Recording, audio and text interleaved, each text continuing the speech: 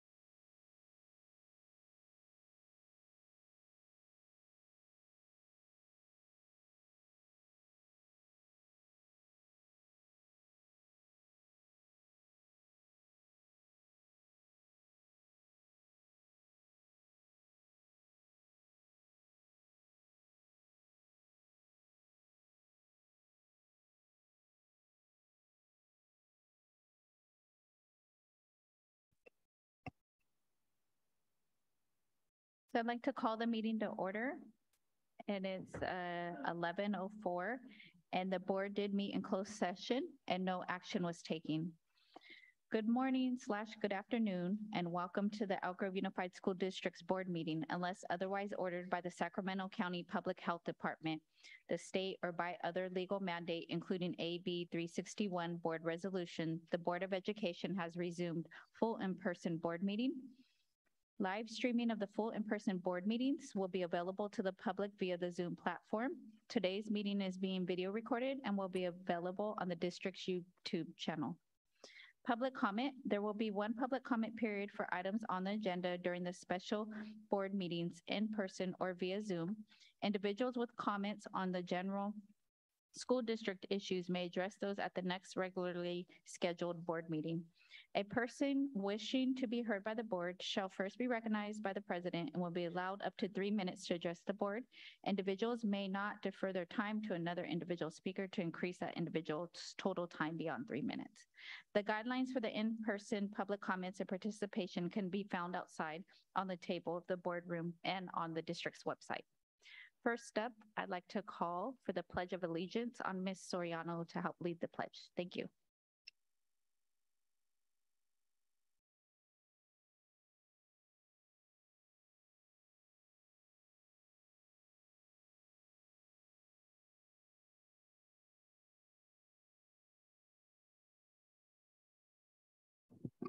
No. Yeah. I pledge allegiance to the flag of the United States of America and to the republic for which it stands, one nation, under God, indivisible, with liberty and justice for all.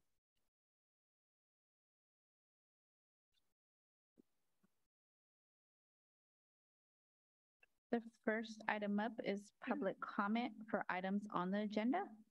And I'd like to call on Ms. Soriano to see if there's any public comments via Zoom audio for items on the agenda. Yes, Madam Board President, Dr. Martinez, there is one public comment for items on the agenda. Mr. Boyd.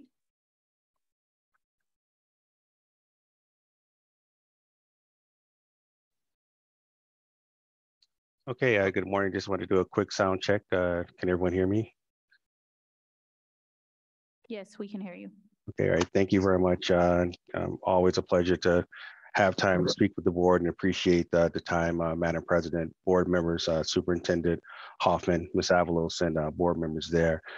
I want to talk about the reduced expulsionary discipline that's going to be discussed today. It's kind of tough not hearing the presentation, making the public comments first. So I just kind of want to have some questions about the presentation. Hope they're answered during the presentation. And I also want to thank Trustee Perez for keeping this topic alive and well during the board meetings. Data does tell us one piece of the story. So I just have some questions about the data that was presented. I hope that those questions are answered during the presentation. The granular data is needed, when we're looking at the suspension rate for foster care and students with special needs. Do we have a disproportionate rate of African-American kids within this subgroup? I didn't see that. That could be an item that needs to be teased out. I also noticed that there was a spike in suspensions from elementary to middle school. And I understand, there's certain grades that there's not suspension rates, but, there's a drop off in high school, and just wondering if there, can speak to the variants of that occurring, because it just seems that middle school time seems to be a little challenging. Behavior incidents, there was a decrease. Just a question, did those all result in suspensions? And then there's certain incidences that were in there that, how does a dress code violation rise to the level of being suspended? Tardies rise to the level of suspension. I would like to, hear some subjects on that. Also, the incidents that are increased is a little problematic. And then just wanted to get a little bit of definition of what it is inappropriate location and why is that resulting in some sort of discipline or suspension. Also, too, there overall was a slight decrease in suspension rates, but really, what is our target? I mean, is it enough? I mean, is it statistically significant? Are we really doing a great job? Also, too, would it be possible to get some information on site-specific suspension. I don't have much time to talk. I know I'm running late, running short on time, but one of the big policies that I do want to talk about we're moving forward is just this documentation, being able to have this documentation discipline logged in a timely manner. And just also, just in general, as a community member, really want to work with the school district on some sustainable solutions. I know this is a hot button topic with members in the community. And we've done a lot of talking, and I've been on a lot of committees, and we've done a lot of mission statements and icebreakers. But just, would like to be able to work with the district to come up with some sustainable solutions and get some answers to the data, because the data just shares one piece of the picture. So thank you for your time. Thank you. Is that the only Zoom public comment? Yes. And then I'll call on Mr. Hoffman if there's any blue cards. No blue cards. Okay. I'd like to close public comments at this time. And the next item on the agenda is a review of the board meeting structures, procedures, and governance handbook. And I'd like to call on Mr. Hoffman. Hello, folks. Good to see you. So I look forward to doing the presentation. We're going to knock through, it's kind of a hodgepodge of a number of items that we normally do in a calendar year. And then a couple ideas that board members have shared that they wanted to be able to talk through. So we'll work through that here.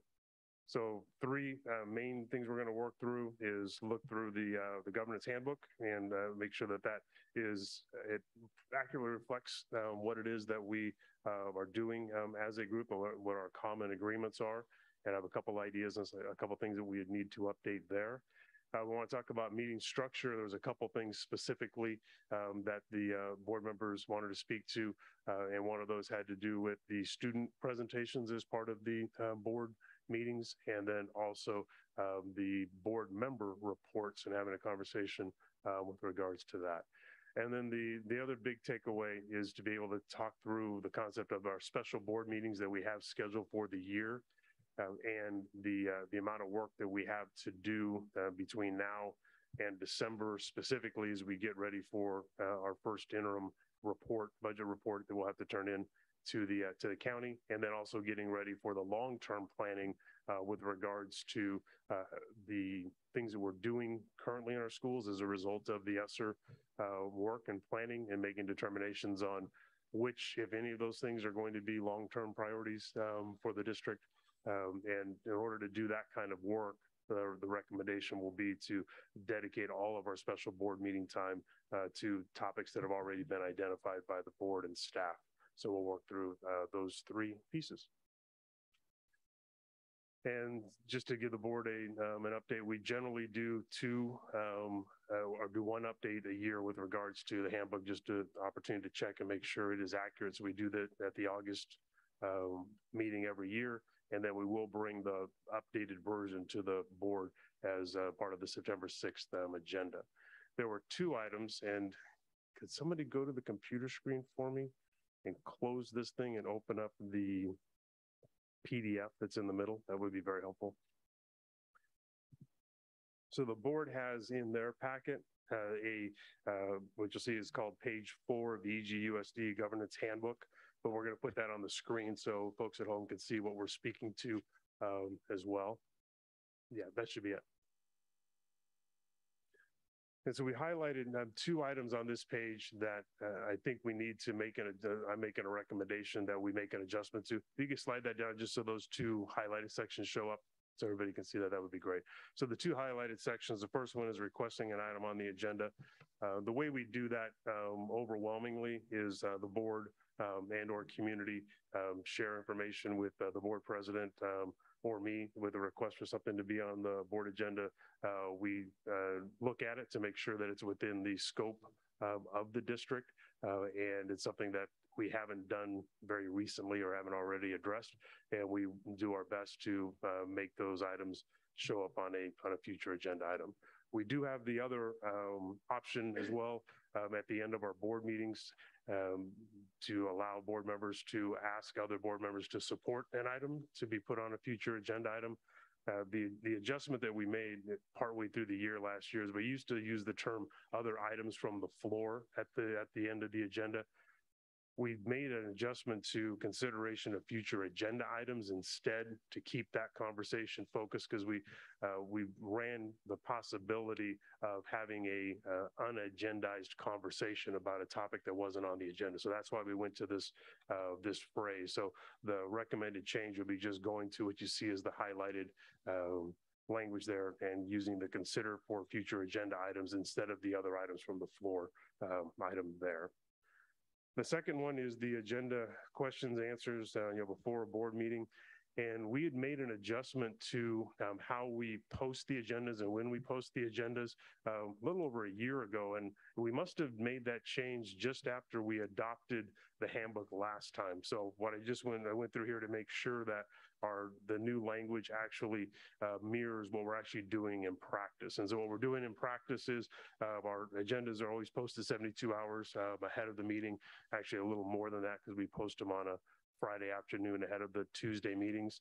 With the new agenda online version, the board now has access to the agenda even earlier than that, and a non-finalized version. We've been making that available on Thursdays ahead of the meeting. So that's been working for, I think, well for over a year now. I just wanted to make the adjustment to this language so that this language matched practice of what we're currently doing. And the only other one I have, if someone could slide down one more page for me for the audience to be able to see. And I'm not making a recommendation for a change to this one. I just wanted to highlight that based on the board conversation, we may need to adjust this one because we're going to have a conversation in a bit about how board members and what board members can share during their reports. So if something comes out of that conversation that is a change, we'll make sure that we reflect that change in this item. And those are the only three pieces of information that I received feedback on from the board and from my review. So that would be my recommendation, that those changes be made to the handbook, and then we'll bring that to the board at the September 6th meeting.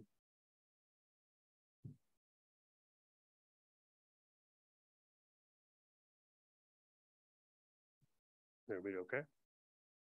All right, awesome. All right, so if someone could switch the page, want to put the PowerPoint back up, I would appreciate it very much.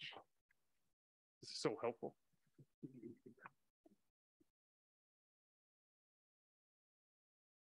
Okay. Thank you, Shannon. Yep, we're good. I can do this piece from here. Thank you. So again, so we'll bring the handbook to you back September 6th. So the structure of the board meeting. So we had two pieces, and this is really a conversation for the board to be able to. I don't have actually the ideas of what the board is thinking about a little bit on the second one, but there's two ideas. One is a conversation around the student representative reports, and the second one is the board member reports.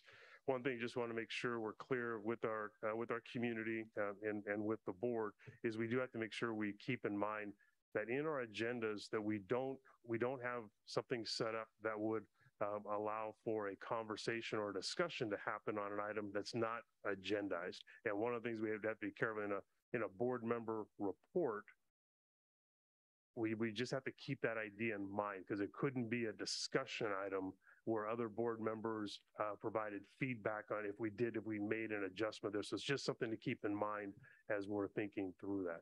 So the student representative reports, I know Mr. Forcina had an initial conversation. So I don't know if we want to give him the first opportunity, Madam Chair, to share his ideas around that, and then the board can take it from there.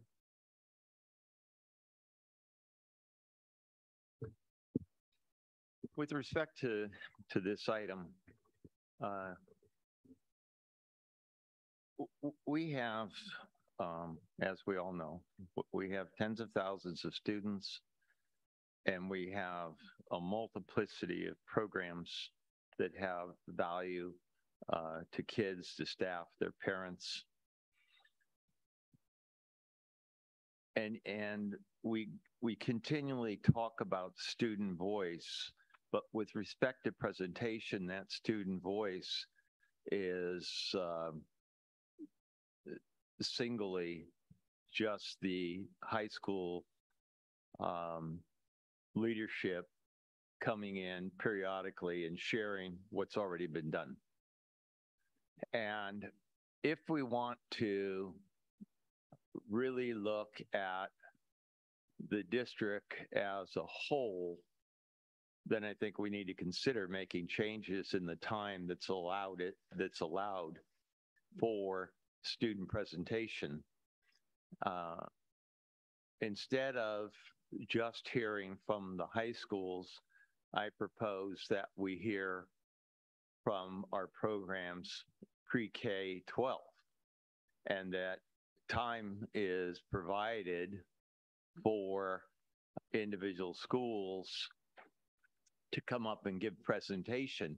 It could be music, it could be art, it could be poetry, it could be dance, it could be technology with respect to the communications activities that are going on. We have a number of elementary as well as middle and high school programs that have full-blown television presentations. But if we change the format, and instead of just hearing what has occurred at high schools, we would give ourselves an opportunity to showcase a myriad of things going on in the school district and expand on that whole concept of giving students an opportunity to share with the Board of Education. Thank you. I second that motion. Well, it wasn't a motion. He was just doing discussion, and I know there's a few other comments, so I'll go down the line if others have any comments to add. Ms. Tritis Espinoza? I think that's an intriguing idea. There's some trade-offs, right? We as a board in the past several years have been discussing ways to improve student input and student voice. So I guess I'm a little concerned that if we get rid of that and replace it with what I think would be administrator-driven presentations, what are we losing? Are we losing that student voice? But the breadth that you're talking about is appealing, so it's an intriguing idea. Yeah, can I respond to what you just said? Yeah, there's a possibility to use, but each one of us, if you're interested in what's going on at a high school, that's information that is easy to come by. You can speak to activity directors, you can speak to principals, you can go on the school website, and the school websites are being updated so that they're becoming comprehensive with respect to sharing what's happening, when it's happening, how you can be involved. So again, what we've been getting, which is not to say you can't change it, but what we've been getting for the most part for many years is just a sharing of what's already occurred. And what I guess there's good in that things are going on, but if it's just for personal satisfaction to know what's going on, there's just a myriad of ways to do that. And by expanding opportunities, we see what's going on across the district in each of the trustee areas and across all the grade levels. And it would showcase the efforts being made by teachers who are taking an incredible amount of their own time in developing whatever that focus is for them. So I just see that we would have an improvement versus a loss. Madam Chair? Yes. I'd like to add, and I do want to just, I guess, add a little asterisk to my previous comments that some of our high school student representatives really seem to take ownership of that opportunity, and that's when it's most valuable for me personally, when you really see that student voice shining through. But that's not always the case, right? For a lot of campuses, it really does seem more like, as Carmen is saying, a report of activities that an administrator could have delivered. And as Carmen was speaking, I was wondering if we were to make a change and the student board reports as we have them were not to continue as part of the board meeting, if it would be possible to continue to receive those reports in some other way. You know, I for one absolutely loved the video type reports that some of the students put together. Those actually were much more informative. I don't know if it's fair of us to ask for the students to put that together when they're not necessarily going to be shared as part of a board meeting, but if there were a way to continue to receive those reports, I would be interested in that. Ms. Albiani? I really like the idea of showcasing all the successes across our district and beyond just high school. I mean, high school does great things, but we're doing amazing things in elementary school. We're doing amazing things in middle school. It's really exciting stuff. And I think when our kids have a chance to present in a different venue, it adds a value to what they do. So that is interesting. I still, I enjoy knowing what's going on at the schools, and I think it could be opened up a lot to a video presentation, a variety of things. And as long as people are notified in plenty of time, they have time to prepare that. So I like the idea. I know Mr. Yang is on the line. I don't know if he had any comments. Good morning. Can you guys hear me okay? Yes. Okay, great. First, I just want to say, sorry I couldn't be there in person, but I'm glad I'm able to join you guys virtually. Yeah, I like to add to Trustee Carmen's idea. I thought that's a very interesting idea, and I kind of love it. The fact that we are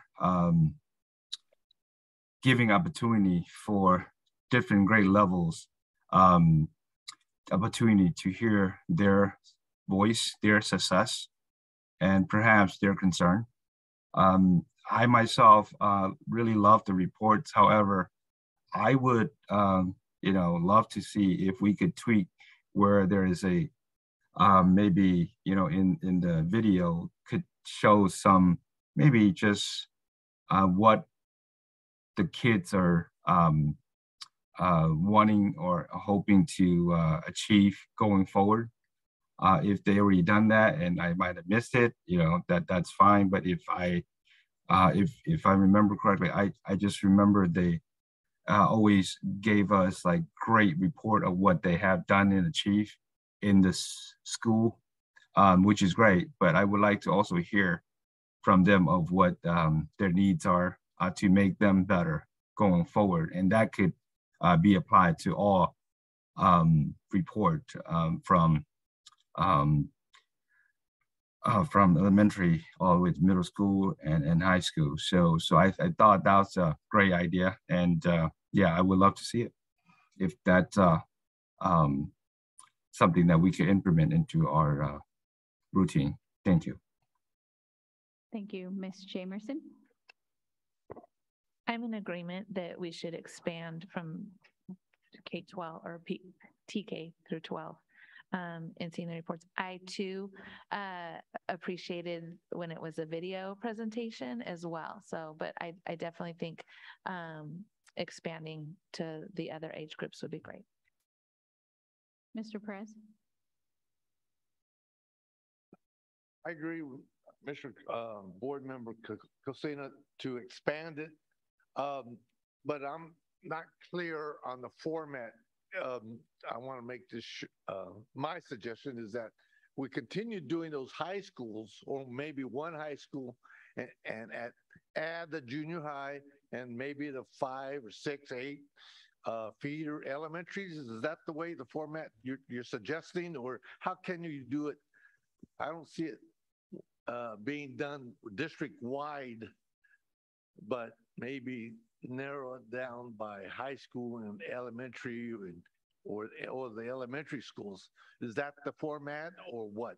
We're not clear on that. Yeah, with respect. But I support your idea. Yeah, with respect to format, I mean, what we have now, it's a rotational system. for the high schools. And what I'm suggesting, and we have to understand that given the number of meetings we have in a year, we're not going to hit every school site. I mean, that's a given, but we can hit across the spectrum such that we have opportunities to see what's happening in program. And what I'm proposing is that we take the time that we currently allot for student reports and provide that to a school site to do what it may be doing. And that could be a cultural dance, that could be a poetry reading or several poetry readings. It could be whatever it is. But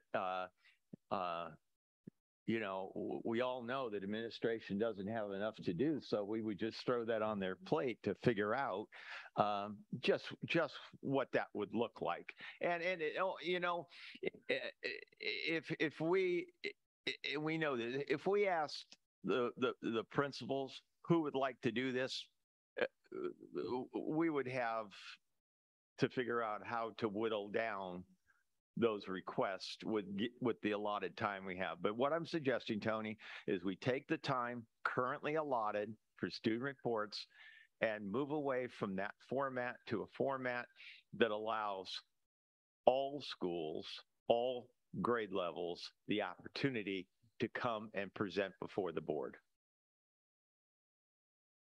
You have another comment, Ms. Albiani? I also like the idea of letting them choose how to present. Like they have different strengths. We're very different schools across the district. And I love when we go to graduations and you see the personality of a school in a graduation. And I think the same thing will happen as these schools come and we will get to know our schools better through their personalities. For my comments, I'm in agreement. I think one thing I just want to be conscious of is if the high school reps are elected to the position, that's part of the position of reporting to the board. So just being mindful, maybe we're finding a way to incorporate, like Mr. Yang had mentioned too, their own story or their success story or something they'd like to share with the board about their achievements during their years or something in the high school. And then in addition to that, if we had an opportunity, if we had a rep like one evening, just kind of thinking out loud here, and then we had a rep from elementary school or middle school, or maybe they're sending in a video, a performance. So having different modalities, because maybe the students can't be here in person, but maybe they're filming something would be helpful as well, like giving them options, how they would like to present that to us. But hopefully what I'm hearing from my colleagues is that we could move forward with some different type of format regarding the student reports at when the future meetings. And I don't like to put timelines on things. But timeline wise, maybe in January, I'm not sure, but I'll turn that back over to you. So I did a little summary of what I've heard. Mr. Marcin and I've had this conversation a little bit, so I knew the general idea that was coming. So I have had some time to think about it. And I do think to Mr. Alir's comments about we do have the high school students that are elected in these positions, and part of their responsibility is reporting, to the board. So I do think we want to honor that in part of this process.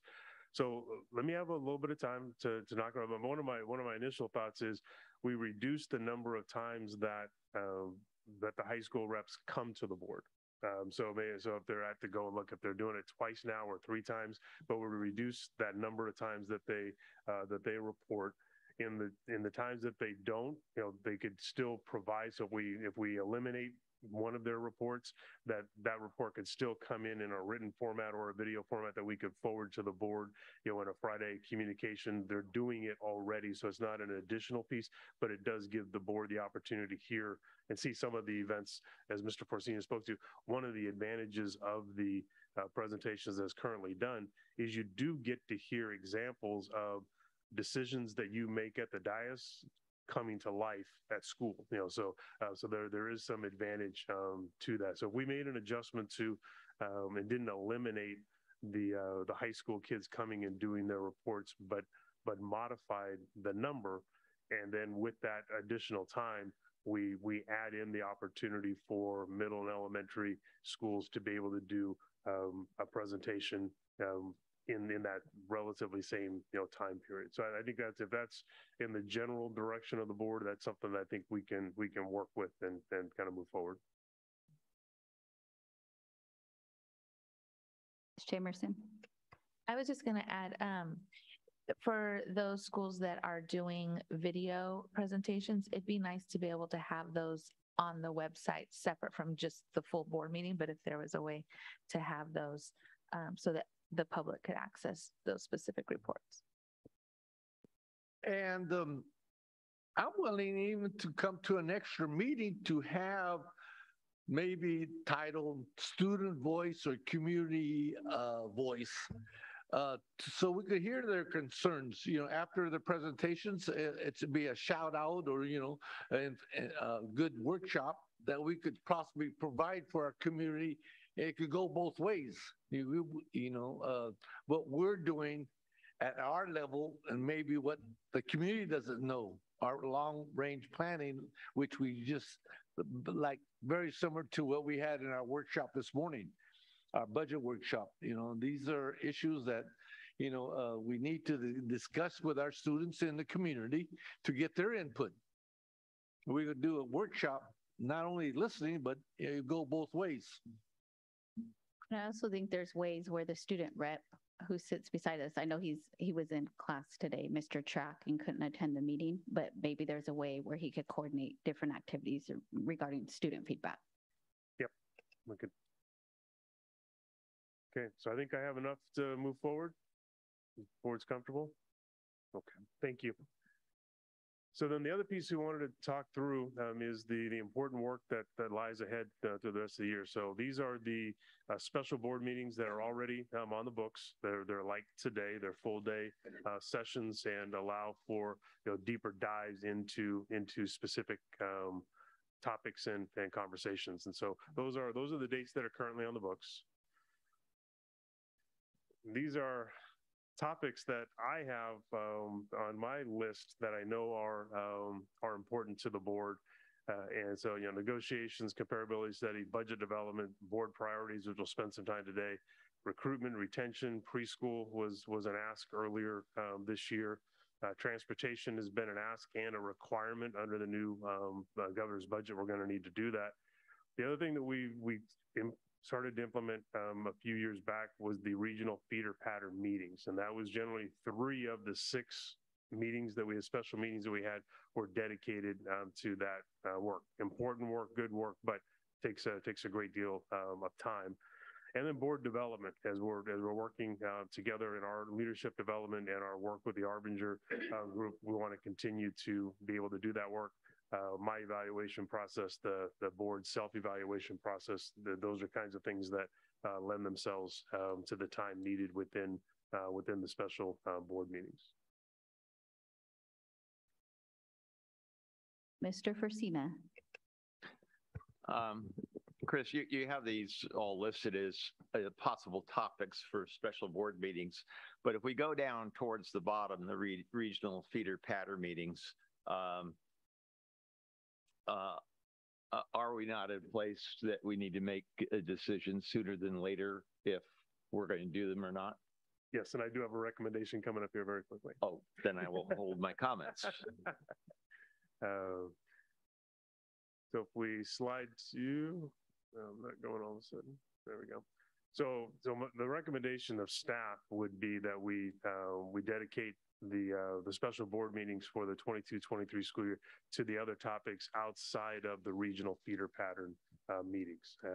We have 2 significant timelines that we're working through with regards to the budget.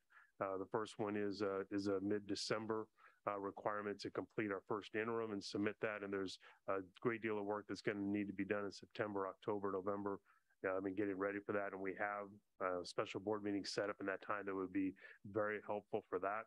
And then the last item that you'll see on today's agenda related to board priorities and looking and evaluating the ESSER programs and services that are in place and making some determinations long term on how we can fund those, or if we're going to fund those in the long term, would be a lot of the work that we're going to want to do this spring. So recommendation would be that we not do the regional feeder pattern meetings this year, and we keep ourselves focused on this list. On this list, minus the regional feeder pattern meetings for the special board meetings for the 22-23 school year. Mr. Perez. I disagree with Mr. Hoffman. Regional feeder pattern meetings are traditionally done before, since I've been here since 2012. They're very important because everybody on this board gets the information on all aspects of education, from suspensions, education academies, outcomes from different reports that they had. They're very informative of the academic, social, economic situation of these particular areas. And for instance, Region 1, Area 3, high needs. Other board members should be aware of these high needs students, of achievement gaps, learning gaps of these, and new resources should be put in these geographical areas to have better outcomes of our students. So if we don't have regional meetings, my fellow board members wouldn't know these problems exist in these regions unless they were brought up by our staff. And it's very important that, that every board is knowledgeable about each district and the needs and strengths of each district. And, and those experiences that I had at other board regional meetings were very informative, very, and they should continue. Ms. Jamerson. I agree with the recommendation of the staff to have to not have the regional meetings and be able to focus on those priorities. As you can see, the list of priorities is longer than the number of special board meetings that we have already. So, Mr. Yang, I'd like to call Mr. Yang. Hold on, Gavin. No, I still have my hand up. Oh, sorry. I see some hands too. Okay, Mr. Yang. I'll go back to Mr. President. I'll go to this side of the podium. Ms. Tritis Espinoza. Thank you. Well, first off, there are a few things on this list that are not really optional. The first three bullets, really. And a lot of that work is going to be done. Some of that work is going to be done in closed session, right? So those are, we don't really have a choice. I do agree with the recommendation with respect to regional feeder pattern meetings, as valuable as they are, and they're incredibly valuable. If we're doing what we're meant to be doing, those are not the only way that we know what's going on across the district. And if that is the only way that you know, then that's a separate conversation that needs to happen. I do want to add, so speaking to the remaining items here, I do want to have a conversation about dual immersion instruction. I think doing that sometime in the fall before we have the budget priority conversations in the spring would be really helpful. It's something we've kind of tiptoed around, never really had an in-depth conversation about the feasibility of doing that. So I'd love to have that as part of one of the topics that we cover. Ms. Albiani. I think we're still working through some unique times, and the regional feeder pattern meetings are a great way for everybody to see the schools. You also going out to make sure we see our schools is important and also can serve that. So I think we have to take it upon ourselves in this special year to do that ourselves, and I support the staff's recommendation. Mr. Forcina. Yeah, I have a number of things. First of all, I learned as a young child that one always needs to make decisions when comments are made with respect to whether or not they're rebutted. And a comment was made that I feel I do need to rebut before I make my comments. I, as a board member, and I believe that you would say the same thing, and Ms. Albiani would say the same thing, and Ms. Jamerson, and Charis Espinoza. As a member of the school board, it is my responsibility to know what is occurring throughout the Elk Grove Unified School District. I know what the needs are in each of the 7 trustee areas, as well as I know my name, and I do that by visiting the school sites and speaking with the principals, the vice principals, the teachers, the counselors, the custodians, and every labeled person at a school site. So I can sit down with anybody and discuss what the needs are. I am not unaware of what the needs are in the 7 trustee areas, and I don't think any of my other colleagues are either. So I guess I just get sensitive when things are thrown out and not rebutted because they can be seen as true. Now, that being said, I do support the recommendation. When I first became a board member, I supported the regional feeder meetings. Then I actively worked to do away with them because the formats were such that, in my opinion, they were useless, and we did away with them. And they were gone for a few years. And then with the change in leadership and various personnel, I spoke to bringing them back, and we did. But there's limited time, and you got to look at what needs to be done and how much time is available to do that work. And the regional feeder meetings have value, but right now, with the time being what it is, when I look at the topics and I look at,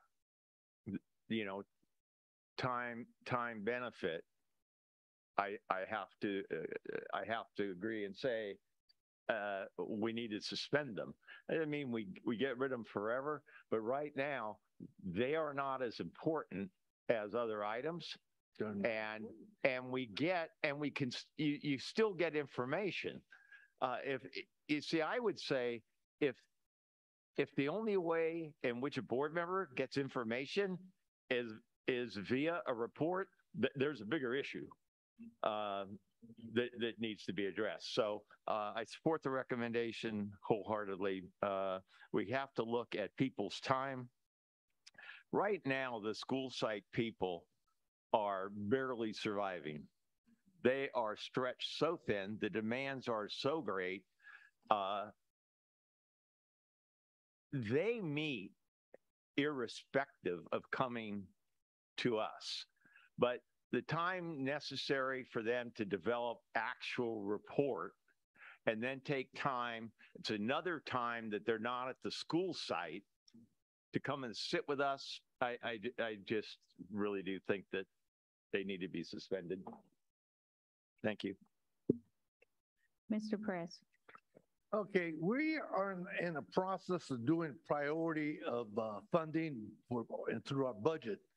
If we don't get no feedback from our local district high schools that these programs are being implemented with new fundings, how else are you going to do evaluation and outcomes and know what's going on in those particular high need areas?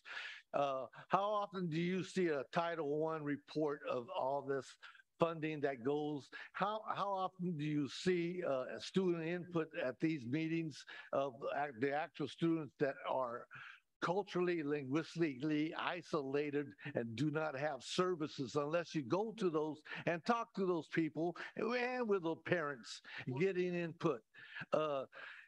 You were the first. We were very informative at one time of each geographical area of this district.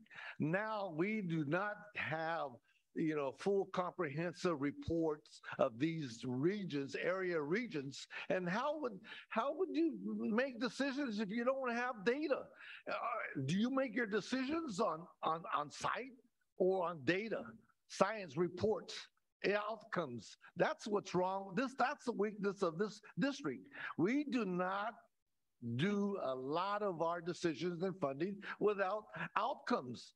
And we continually to create these board meetings, the same patterns.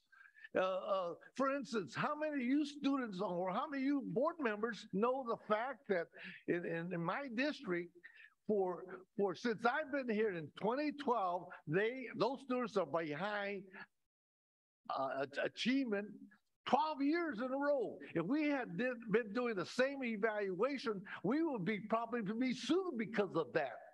Our system of reporting and being visually aware and cognitively aware of these issues in this district and Region 3, that, it's the same process.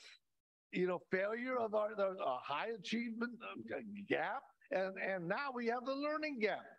We need to get out there and talk to our students and family members in these geographical areas. What I've seen. I don't think anyone's disputing talking with the family or the. Hold on here. Excuse me. I know, but you're making a few comments that. Hold on here. You gave Mr. Fosina, I don't know how many minutes, 10 minutes without interruptions.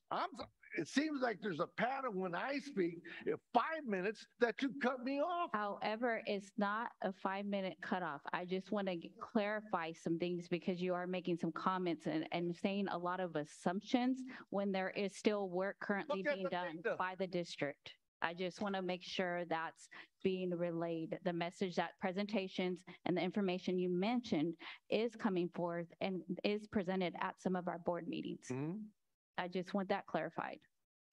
And Mr. President, we're speaking about the regional feeder pattern meetings, and there's great value in them. But in the current situation, we just have other work that we need to get done. And, yes. And hold on. Do I ever interrupt you? I got 5 minutes, right? After him. So, and many of the things that you were speaking to in the last piece that you shared, those are all information pieces that we will and do bring to the board throughout the year. Those aren't things that generally come out of the regional feeder pattern meetings anyway. Though the feeder pattern meetings have generally been, talk to us about PBIS, talk to us about trends within restorative practices and/or exclusionary discipline. So they're kind of focused in a couple of 3 areas each year. But all of the program evaluation work, we're doing that work, and that work does come to the board and will continue to come to the board, but it's not directly tied to the regional feeder pattern work that we're discussing right now. Okay, within the last 2 years, I've seen the administration at this district office grow tremendously, but I have not seen program to support these students at the elementary, junior high, and high school students until recently. And then we have this equity unit. They could very well take over the regional pattern programs. They could do equity across board school districts to do that. And they themselves mentioned that they were going to do this type of reporting to us. So let's get them involved, the equity unit, to see if there is equity, because I don't think there's equity out there of outcomes of our students. The high, region 1 and 3 are continuously have bad educational reporting results. So let's do that. It seems to me that you don't want to see the problems, and it's very similar to the suspension problem. We're talking about that. The suspension piece is on the agenda today. Right. The expansion of both the Family and Community Engagement Department and the Equity Department have both happened. Mm-hmm. Many of the equity folks have just been hired in the last few weeks and months, and we are going to be expanding the work that's being done regionally. So all that work is in play and moving forward. Again, it's a separate topic from the regional feeder pattern meetings that what we traditionally have done. That's all we're speaking about now. The other things that you're interested in, that information will come through the board. But the regional feeder pattern, that wasn't the mechanism for doing that work anyway. So what is this board going to decide about these inequities of outcomes, education outcomes of our students in region 1 and 3? Well, They continuously have learning loss and achievement gaps that continue to this day. And are we putting a priority on this problem? If we focus on negotiations, comp study, budget development, board priorities, recruiting and retention, preschool, transportation, if we focus on those things, those are the things that are affecting the kids in the schools that you're talking about. That is the work that the board can do in supporting those schools. What we decide are the board priorities, what we fund as a executive leadership team of the Elk Grove Unified School District, that sets the direction for that work. Okay. So that's what we're going to be doing. Why is it one of these topics talking about achievement gap, learning outcomes, learning loss outcomes? Let's talk about that by region. That could be a possible topic in the future, but right now we're talking about the regional meetings, and I just want to make sure we're staying focused on the regional meetings. We have a recommendation before us about doing, instead of the regional meetings, doing these special topics, and that's what their list we're referring back to. I'd like to also call on Mr. Yang. I see him back up on the screen as well to get his feedback and comments.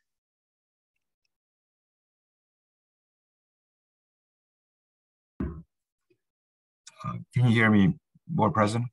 Yes. I'm sorry. I got cut off, so I'm not really sure what you guys are discussing about. My internet dropped me off and I got back on when Carmine was finishing up. So I wasn't sure what the topic of discussion was about. We're talking about the regional meetings and the staff presentation regarding the board handbook.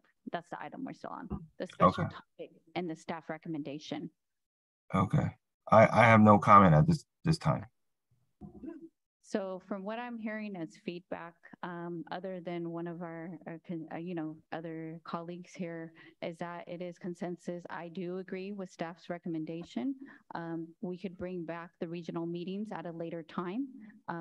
However, I do feel the need, given the circumstances we're under, with the amount of budget priorities and different decisions that we will be making, that these are the identified critical topics that should take place as we continue to have the special board workshop meetings. So I agree with the recommendation as well. Okay, thank you very much.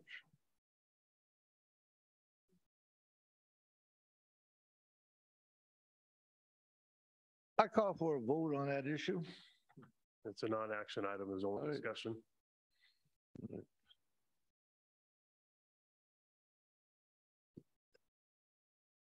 So looking at our agenda, we're approaching the lunch break. And it looks like we're going to have lunch from about noon to 12:45, 30-minute lunch break before we address the next item. So we'll break. Okay, thank you.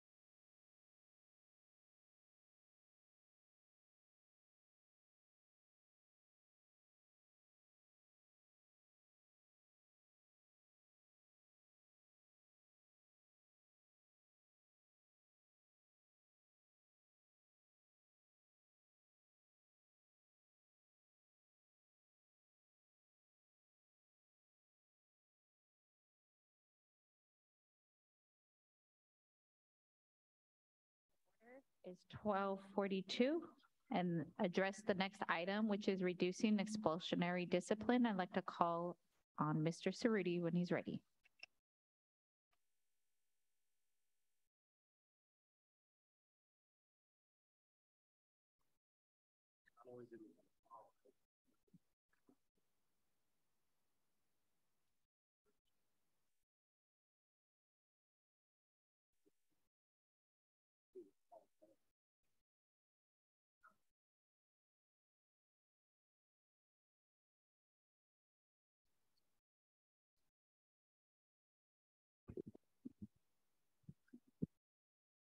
Good afternoon, Madam President, and thank you.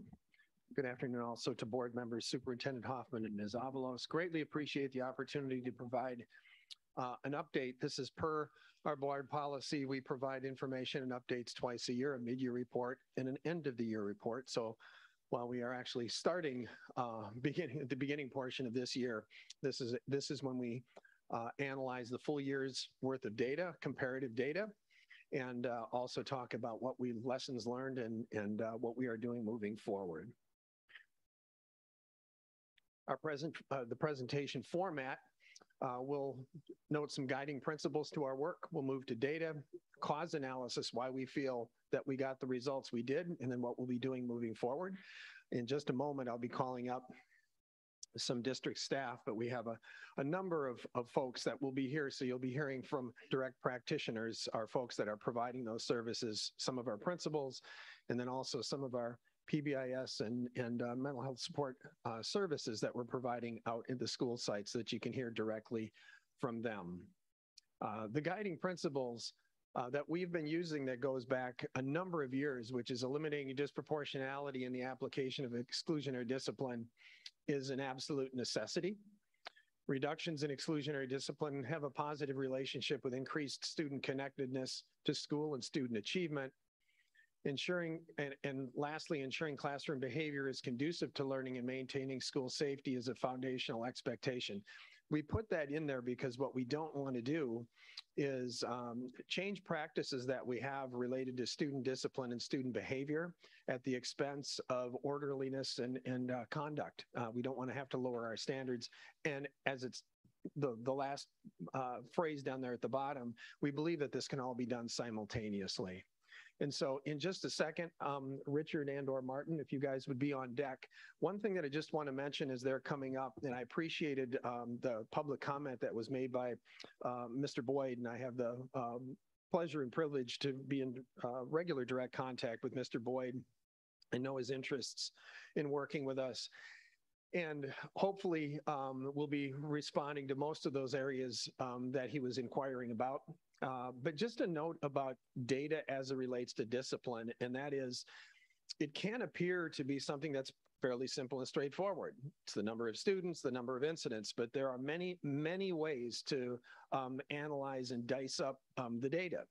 And we spend a lot of time, quite frankly, planning this because what we want to do is be as transparent as we can and tell an accurate story, but we could spend a great deal of time on data alone.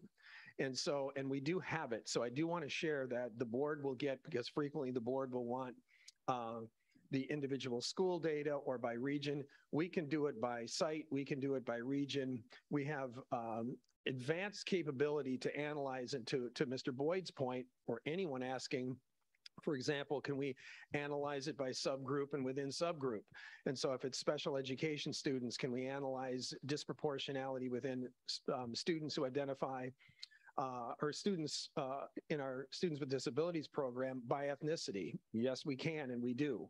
And so we analyze the data very, very deeply. And if anyone is ever interested, a parent or a community member with regard to a specific school, we always would advise them to go, and their first point of contact can be the principal at that school, because our principals are very, very capable of analyzing the data at the site level, and they can certainly reach out, and I can be connected to this, and they can certainly reach out to me directly, and we could be in contact with them. So I just want to share that there can be a misconception in how simple the data is. And the last thing that I would mention, and I want to be careful how I say this, because even the idea of what constitutes a suspension, we shouldn't think that every school district in California or across the country defines that exactly the same way.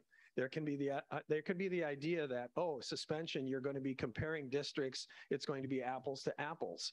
And so I'm not saying that what we do is right and everybody should do what we do or what they're doing is wrong. But if, for example, if a student is removed from a classroom and placed in a restorative setting, is that a suspension? I can just share with you that some districts will say yes and some districts will say no. And there are some definitions regarding that. So whether we're looking at it statewide, nationwide, I just always caution everybody, it's not as simple necessarily as it looks. And I'm not trying to make excuses for whatever data we have.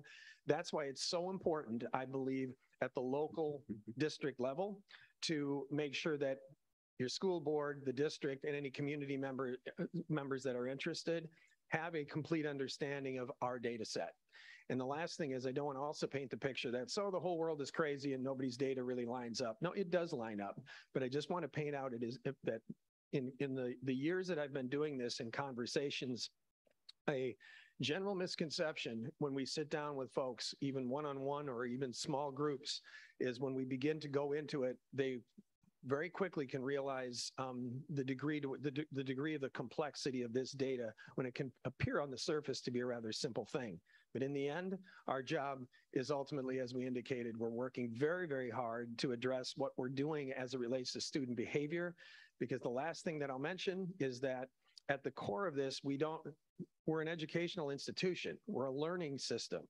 So we aren't in the business of being punitive. We don't view what we do as punitive and punishment, because that's not what we do. If a student, we're working through a disciplinary manner, we view it through the lens of developing the child educationally and social emotionally. We don't view it as, how can we punish a student? We don't do that, because it actually doesn't work when we approach it in that manner. So with that, I'm going to turn it over to Richard. Thank you, Mark. Good afternoon.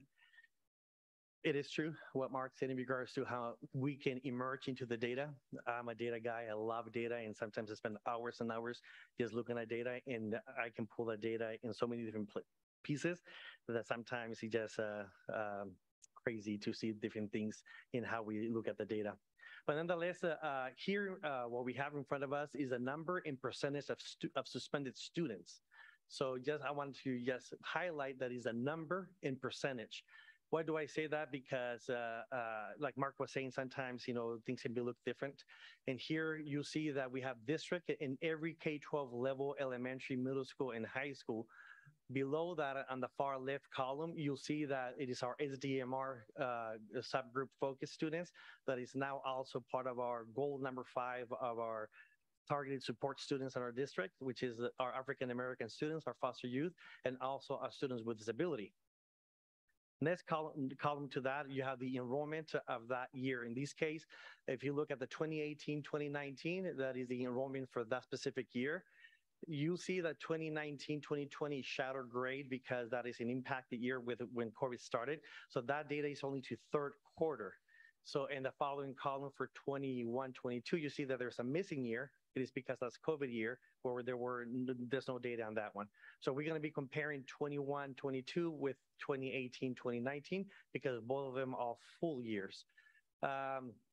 So in this case, I'm going to start with district numbers. You see the enrollment is 66,700. So for this case, you see a number of suspended students. And these are students that were suspended one or more times. So we have 4,150 suspended students. That equates to 6.2% of our student population. I want to make sure that I highlight and bring to your attention that in this case is percentage. In the California dashboard, that is also equals as a rate. So in the dashboard, you see it as a rate, but for us, we call it the percentage. I'll be focusing on rate separately in the next slides, but I just wanted to point out that for us, this is the percentage and equals to the rate on the dashboard. So with that, you see that if you compare the percentage or the numbers between 18-19 and 21-22, you see that there's a significant decrease of students being suspended. So in this case, for 21-22, you see that there's 2,795 students suspended in comparison to 4,150 of the 2018-19. So you see kind of like a little comparison. There is a significant drop. The percentage you see that is 4.2 comparison to 6.2. That is because also the enrollment is a little different between one year and the other. So that's why you see kind of maybe a little, it's not as 50% of the number, but it is a little higher in regards to the percentage. In regards to our African-American foster youth and students, you see there's also a decrease in the numbers and also in the percentages of each of the subcategories there. For elementary, you see that there's also a decrease of, I'm going to focus on number of suspended students, 931 to 453, which also is a 1.4, the percentage. And then you see that for middle schools, it's also from 1,434 to 1,106 suspended students. You see that middle school is a little higher than the middle school, than the elementary and also high schools, but at the same time, they did a lot of good work, in the 21-22. There's still a decrease of suspended students there. So you see that in every category on a K-12 level, elementary, middle school, and high school, there is a decrease, and also with our targeted support students as DMR, that also there has been a decrease there. So in all of the areas. The next slide, number 5, you'll see a visual representation on percentages. So you see how I'm going to start at the very top with foster youth. In 2018-2019, there was 22.9%. And all the way to last year, 21-22, there's a decrease, a slope decreasing to 15%. And that is the same case to our African-American student with disability and our district-wide as well, in regards to a decrease on the percentage of students being suspended.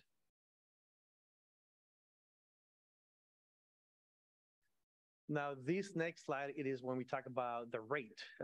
So this is for us, it's a little different because we talk about the enrollment of our district in every K-12 level, which is the number of, which is the suspension incidents. So this is incidents.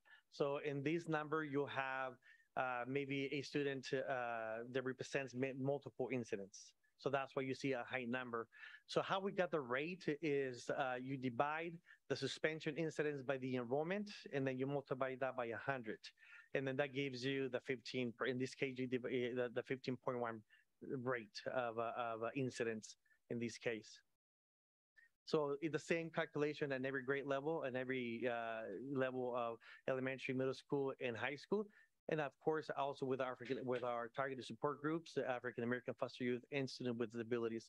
You see that in this case, district-wide, we had 10,085 incidents in 2018-2019, where in 21-22, it was a significant decrease of incidents to 4,971. But if we pay close attention in every category, there was a significant decrease of incidents between 2018-2019 and 21-22.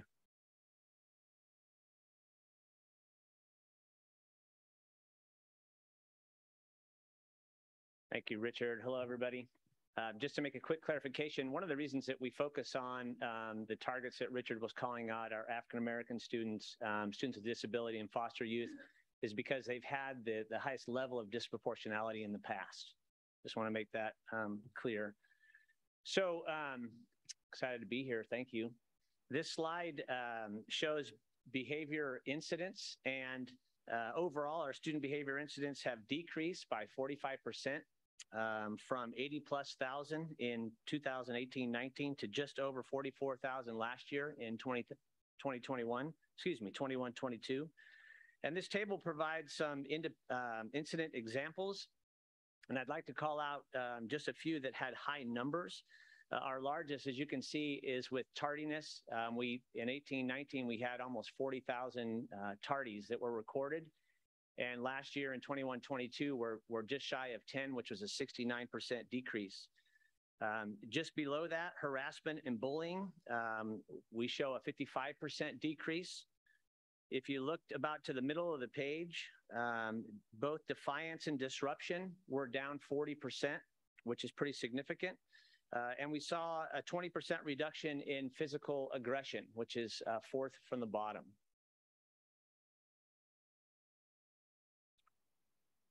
So we also saw some behavior incidents that increased from 1819 with our student behaviors. And although some of the incident numbers are relatively low, the percentages were very high. So for instance, the top three, the use and possession of tobacco, we went from 121 incidences to 333 last year, which was, almost a 200% increase. Bomb threat, false alarm, 133% increase. And with arson, it doubled. Although it's just 16, it was 100% increase. The others, as you can see, inappropriate location, use of possession of weapons, up 64%, inappropriate location, 43%, along with property damage and vandalism. Possession of drug paraphernalia was up 25%, and then the use and possession of drugs was up 22%.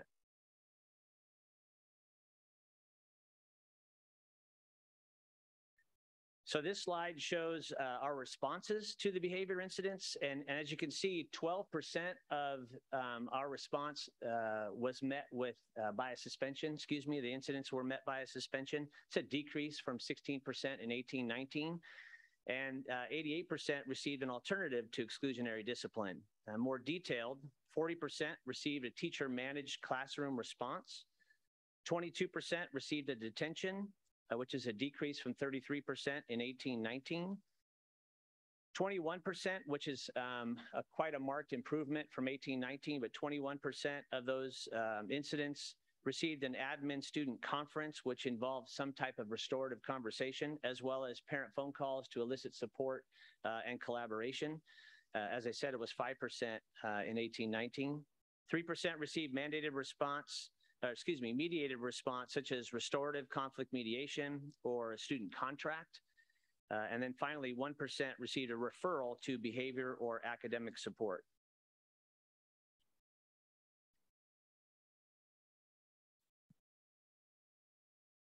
Thank you, Martin.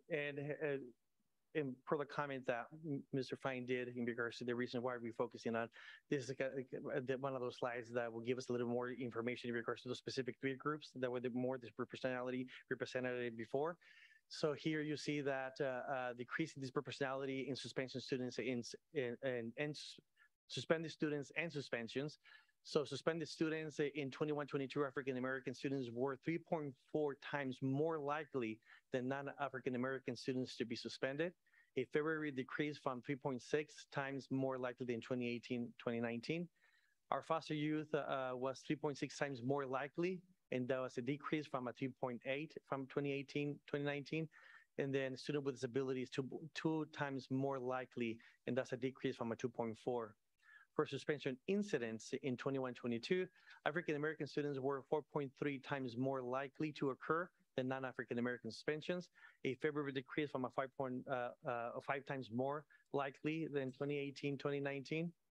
Foster was 4.4 times more likely, and an increase from 4.3. This is a slightly increase there. And with our student with disabilities, there's a 2.4 times more likely, a decrease from a 3.3 in 2018-2019. So hence the reason why we're focusing on these three subgroups. So when we did a cost analysis, we got together and we were like, okay, so what is helping? What is helping our reductions of suspensions across our schools?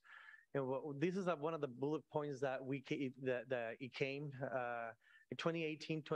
Back in 2018, the Board of Education adopted our EGSD discipline guidelines. I think all schools calibrating in regards to these guidelines help in regards to just following the matrix, because it gives alternatives to exclusionary discipline. So I think that helped with the reductions. Adoption also of the board policy of 5144.31, which is the roles and responsibilities of school administrations and working with law enforcement, and also giving our schools guidelines in regards to their responsibilities on school suspensions in regards to what happens when a teacher suspends a student, what happens when an admin suspends a student, and what are the steps to take. Our interventions, restorative practice, wellness centers, collaboration with outside resources. I think many of our sites, started to collaborate with outside resources and bring in community members, and also kind of, aligning with what are the visions of the schools and make sure that we support our students. training for staff and students, mindfulness, restorative practices, social emotional, and our Arbinger trainings as well help us with that. PBIS, TFI scores have improved at all sites. And then just to say that PBIS is authentically being used in our sites. Our MTSS process is being followed more within across the campuses, and of course, and also the understanding of the needs that are being communicated through behavior. So this is one of the cost analysis that came into fruition. So what are we doing moving forward? We want to obviously continue the implementation of effective practices, some of those being our partnerships with district departments and gaining their support with our CISL, our Continuous Improvement Support Leader, our FACE Department, Educational Equity, Student Support Health Services. We want to continue with our community partnerships, restorative practices, strategies, community circles, and mindfulness. Our new ESSER staffing and supports have been a welcomed addition with the additional vice principals, mental health therapists, counselors, and campus supervisors.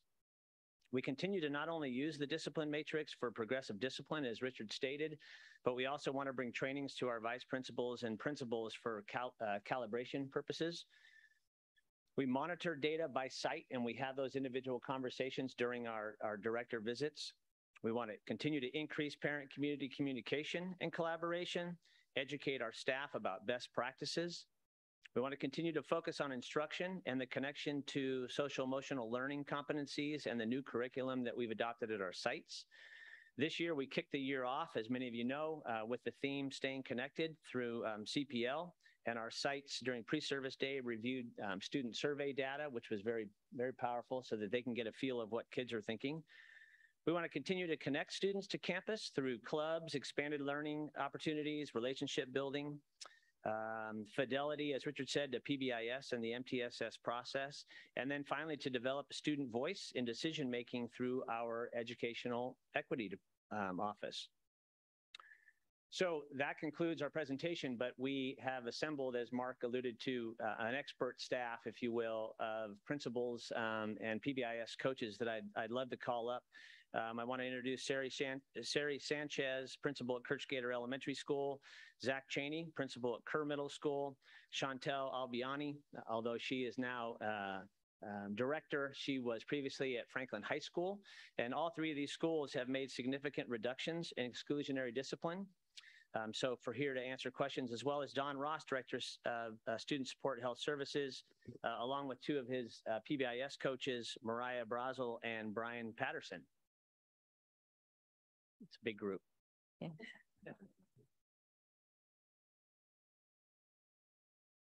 Thank you for the presentation. We will go down the list of different board members who might have questions or comments prepared for the group, and I'll call Ms. Albiani first. Thank you for the presentation. First of all, I appreciate our transparency with where we're at. I think that's really important to gain trust from our community. So I appreciate us being so honest to where we're at and clear on what we're trying to do. Could the principals that are here today give us an example of something you've changed or done at your school that's been successful that would fall just each one thing? Yeah. Sure. I'm Sherry Sanchez from Kirchgater Elementary. And yay, go Gators. Can you please step up to the microphone? Sure. Sherry Sanchez, Kirchgater principal, very proud to be there. And this is the beginning of my 6th year. When I first came 6 years ago, I looked at the data that was there and had been there for a while. And I was kind of surprised to see that we were one of the lowest performing schools in our school district and the largest school district in California, which was concerning. But we were #1 in suspensions in the elementary and even through the middle schools. We were the #1 school, and I didn't want to be known for that. So looking at the data, we definitely wanted to.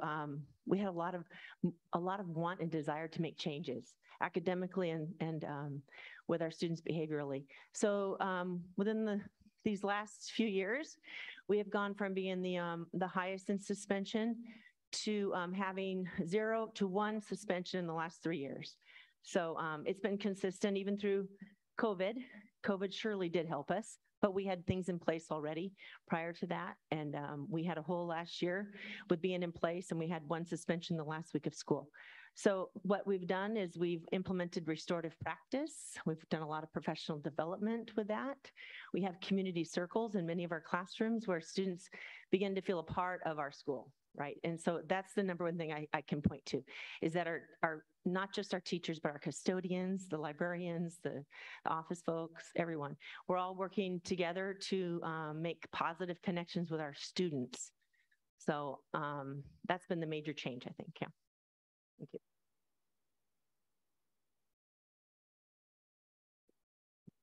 Thanks for having me. Everybody hear me? I lost my voice in a rally trying to get my fan base fired up at school, so I apologize. So there's no Pfizer pill for this, right? So I think for me at Kerr, it's my 9th year at Kerr. I've been there long enough to understand what our student needs are, though those vary from year to year. And I think everything that, or many of the things that Richard and Martin went through as far as things that we found to be successful have been successful at Kerr, but specifically, and this is a little bit out of the box, I started talking to my staff a couple of years ago and my students about love. And I know not the sticky emotion, I'm not opposed to that, but the act of loving each other, what does that look like? How do we meet the needs of our students in class in a loving way? How do we meet the needs of each other? Much of that stemmed from Mr. Hoffman's work in bringing Arbinger to the district. For us, that was huge. And I still feel like that's an ongoing, if you could use the word challenge, especially right now, to be able to love each other and meet students where they are, but specifically understanding what their needs are. So what that looks like on an informal basis is not being responsive or necessarily reactive, but more proactive in how we work with kids. I was talking to a colleague of mine just a few minutes ago. My time at school is so important to me more than ever before, because if I'm out in the morning and I'm at both lunches and I'm out after school, rather than, a little bit of a mind shift took place, rather than looking for things that are going wrong, kids that are doing the wrong thing. And it's easier for me as the principal because I don't have to suspend kids anymore, or very rarely. So I find kids on purpose and I seek to talk to them. And I just ask them how they're doing, how's school doing? What did you learn today? Sometimes they talk to me about integers. Sometimes they say, I don't know. And then I start to pry a little bit more into how they're doing. But I find when I do that and when I ask every single one of my staff to do that, and all those connections are being made, that students are drawn into the culture of my school. They feel welcome. They feel like people care about them. So that ties into PBIS. If I always say, if it's not PBIS, then what is it? You need to be doing something. So at Kerr, we're focusing on not just tier 1, but tier 2. And specifically the tier 2 piece is the intervention piece with MTSS. We created a website, our own website, where we have all the resources for our staff to go to in one place to grab the things that they need, to tell us about the kids that they feel like are in need so that we can reach out and provide the supports to them. We have groups at Kerr where we have our school site psychologist, we have all of our counselors, we have our social worker running groups. Sometimes they're grief groups, sometimes they're anxiety groups, they're mindfulness groups, they're 7 habits groups, they're second step groups. We've run why try groups. And that's imperative too, because all the kids that are struggling in different ways, we find them, we harvest them, we pull them aside, and we try to meet their needs individually. We assess that process with assessments pre, middle, and exit. And typically the groups run 6 weeks or so. So there's, like I said, there's a lot that goes into creating a culture on your campus. Those are just a couple of things that we do at Kerr. I'm always available and happy to talk to anybody that wants to talk to me about what else we might be doing. Thank you. Good afternoon, everyone. Similar to my colleagues that spoke before me, I was at the Franklin High School site for 8 years prior to my previous position. And one of the hugest impacts I think we made during that time was transforming my on-campus suspension room into a wellness center. And not just transforming the space itself, but transforming the mindset of the folks in the room, in the building that were dealing with our students on a day-to-day basis. PBIS was just really getting its feet in the ground when I started as a principal at Franklin. And I'd been at Laguna Creek and we had started to kick it off really well, but it had not taken set yet at Franklin High School. And getting our staff to buy in to the PBIS and the transformation that it would have on our school culture was one of my biggest challenges as a principal those first couple of years.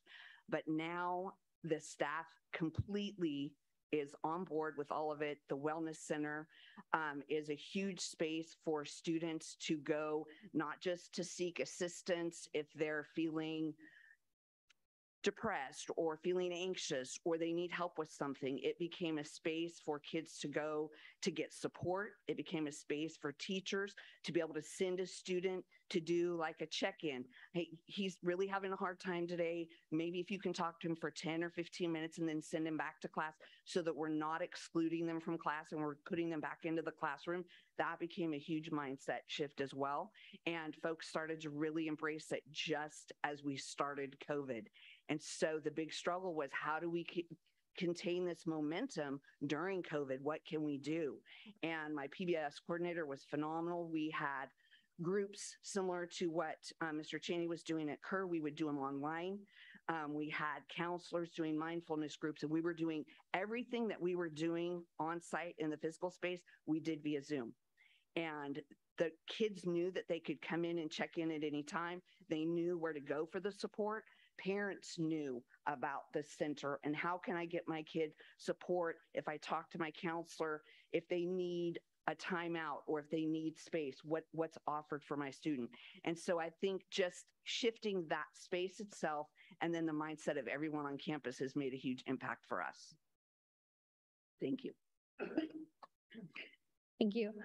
Some things that stand out to me is, and I think we all know this, to make our kids better, we make our adults better. And by investing in our adults, we're helping our kids. So thank you for your examples. Those are great. Mr. Yang, are you on the line?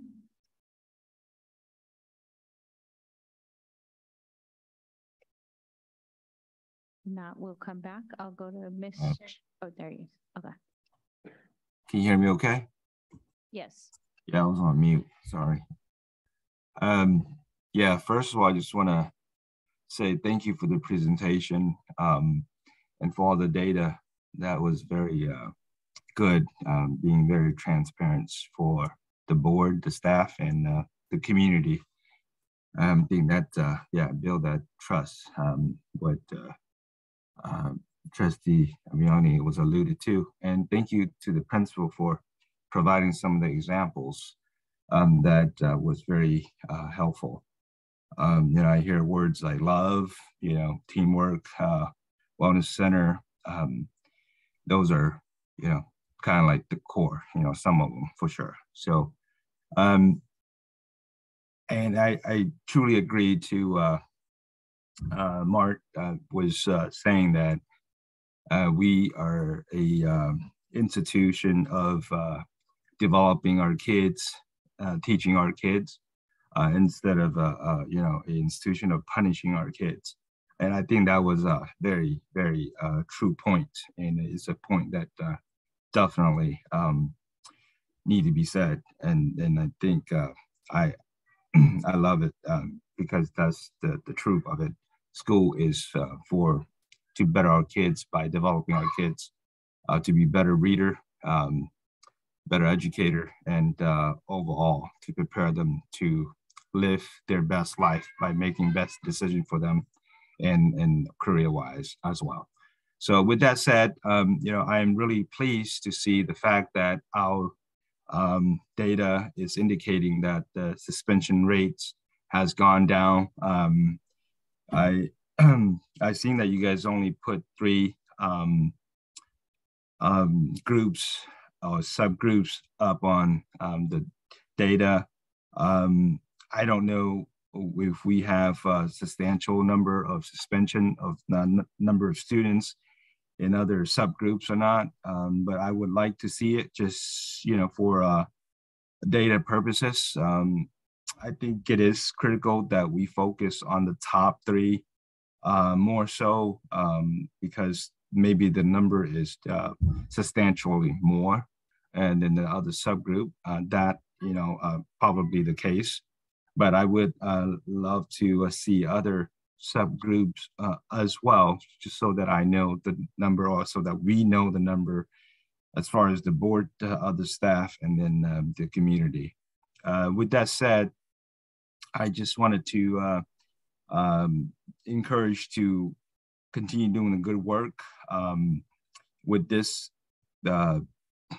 arena, and because suspension doesn't help the kids at all. I said many times, Sacramento County, African Americans students are being at the top of being suspended, and data show that any kids that's been suspended or has a 5-time of chance more than the kids hasn't been suspended that will be in the criminal system. And with that data, seeing this number, we are really, helping our kids to stay out of the criminal system. And I think when they're in the criminal system, it hurts all of us because, the ones that are in there, they're not doing much good for helping out the society, but just taking taxpayers like you and me's money. So I rather have them out, being, a helper for the society, which means they need to be not suspended. And I would love to see that number to be even lower, and to see that number be even lower. To me, that doesn't mean that, no kids would not put themselves in the suspension, area, but can we find other alternative as far as options to help them out instead of just send them home and suspend them? I think that would be a good alternative as well, because a lot of time when we look at these top kids, subgroups that are being suspended, you see foster kids, disability kids, and then African American. So what that tells me is that there is some sort of maybe, and I want to make sure that I word it correctly, but maybe they need more help, more than other kids, maybe because of from the household, or other possibly reasons that could cause these 3 subgroups being at the high end of suspension. So can we do maybe some other programs that could help them out as far as engagement with the parents, some sort of maybe even special tutoring. I think extra amount that we push for these 3 groups, I think that would be very helpful and possibly even decrease the suspension number. So just want to applaud everybody for doing great work. Lastly, I just want to say that I have a chance to visit a middle school called James McKee, and spoke with Principal Dinah Freeman. And the thing that I got out of her was that it's about transparency, trust with the students and the parents. And I give you a quick example. And when I was visiting her, it just so happened that there's 2 kids got into a fight, and they were waiting to talk to her. And one of the things that I saw was that they make a call to the parents, but instead of her speaking to the parents first, the kids got to speak to the parents first and got to share with the parents of what happened.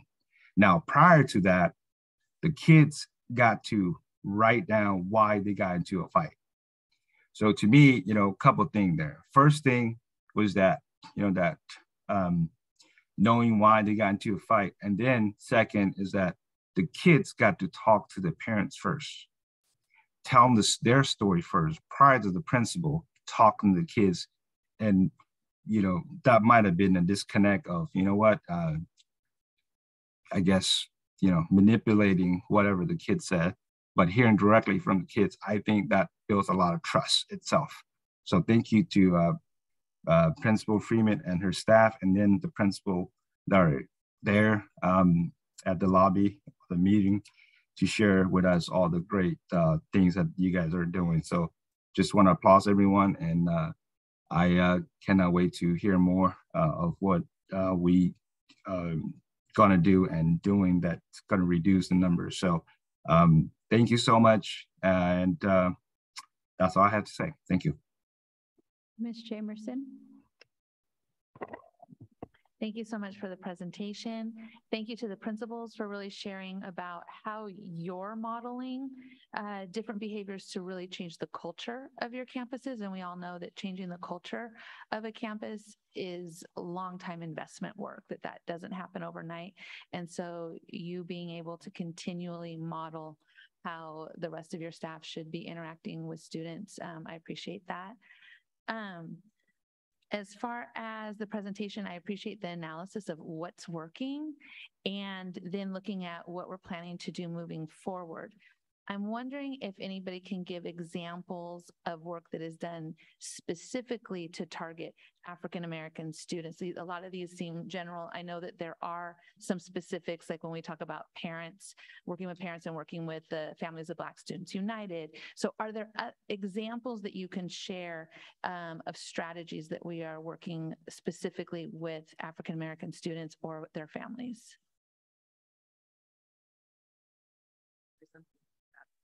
Okay. Sherry from Kirchgater. I think my approach to it is that every incident that comes before me, it's an opportunity to talk with the children, no matter who they are, what color they are, so we just need to keep in mind, though, culturally, how some children respond differently. And so African-American students might be larger, they might be talking louder, and I don't take that as disrespect. I understand the cultural pieces there. So I take that into consideration, I guess, with my knowledge of working with different cultures of students. But in the end, we're having conversations that are very similar to all the children and trying to restore their righting their wrongs, basically, right? And working through that process, which takes a lot of time, but it's well worth it in the end, and our children get to stay in school. So that's one piece of it. Thank you. I'm gonna share with you kind of like a twofold one when I was a Valley and now as a director. When a Valley, for me, I was very committed to support all the students, right? And part of it comes with working with our community. So one of the things that I did over at Valley, we wanted to make sure that we connected with the community, that we had the families come and be part of the community. So, as a little, just celebrating who they are. So at Valley, we celebrated our cultures. We brought, people from the community. We brought music. We brought food. We brought art, anything that represented their cultures, so they can be part of the culture of the school. And that helped connect with families. That helped to make sure that the students felt part of the school culture. And then, of course, we started to bring, programs like RYT, which is kind of like focused on supporting our brown and Black students. And then oftentimes I will go to the community events that specifically, we're going to be talking about how can we support not only students, but also our community because there were students. So those connections made it very easy for us to target our students. Now as a director, I bring that to our sites and to kind of make sure that our principals know how important it is to connect with the community, to connect to the community leaders as well. because that is one way that, that we make those connections, and our parents have that. They're hungry to be part of, they're hungry to, to make sure that they are represented. They're hungry that they want to support our schools, and sometimes they just don't know how. So us being part of the community and going to the community helps with all of that. So that's one of the things that I've done as both principal and now as a director too. Just make sure that our sites know the importance of doing that. Thank you. And I see a lot of head nods that the principals are like, yes, yes. So, and I think that that's great that we're able to share those promising practices across the sites so that, maybe other sites that might be struggling with that or have newer principals to our community understand that we need to be committed to bringing the community together. And then just, one last thing in terms of what we're doing moving forward, and I know it's not part of this presentation right now, but looking to see what are the measurable outcomes of these, like, having these meetings, like, so how many, what is enough, to what end, like, how do we measure success in these? And I know that that's something that is worked on with our continuous improvement. I know that we have data metrics. And so I think it's important for the community and the public to know that it's more than just well-intentioned. It's about really seeing progress and that we are measuring it. So thank you so much. Mr. Perez. Every year we attend the California School Board Association annual meeting training, and they do an award that's called the Golden Bell Award. And I would, if I had the opportunity, I would give that to all of you, professors, counselors out there, because when I've seen what's going on at particular schools, it works. But we don't have it universally or universal throughout our school districts or our schools. So, and you had a point, Mr. Gutierrez, parent engagement. That's the word. That's what I've been advocating for. We need more monies in this subject matter. How they don't know how to engage with our school district. That's, as a board, we are weak in, and that this is what I have to do every priority funding. We need more money for parent engagement because they don't know. This is a different generation of people, immigrants here in California. We have cycles going around, but we take it for granted that they know everything. But we have to train them as much as we do teacher development, staff development. That's the part we're missing in this budget. And that's me as a board member, I have to not quit doing this. I have to, and concentrate monies. And you mentioned there's resources that need to be out there that as a result, you have better outcome.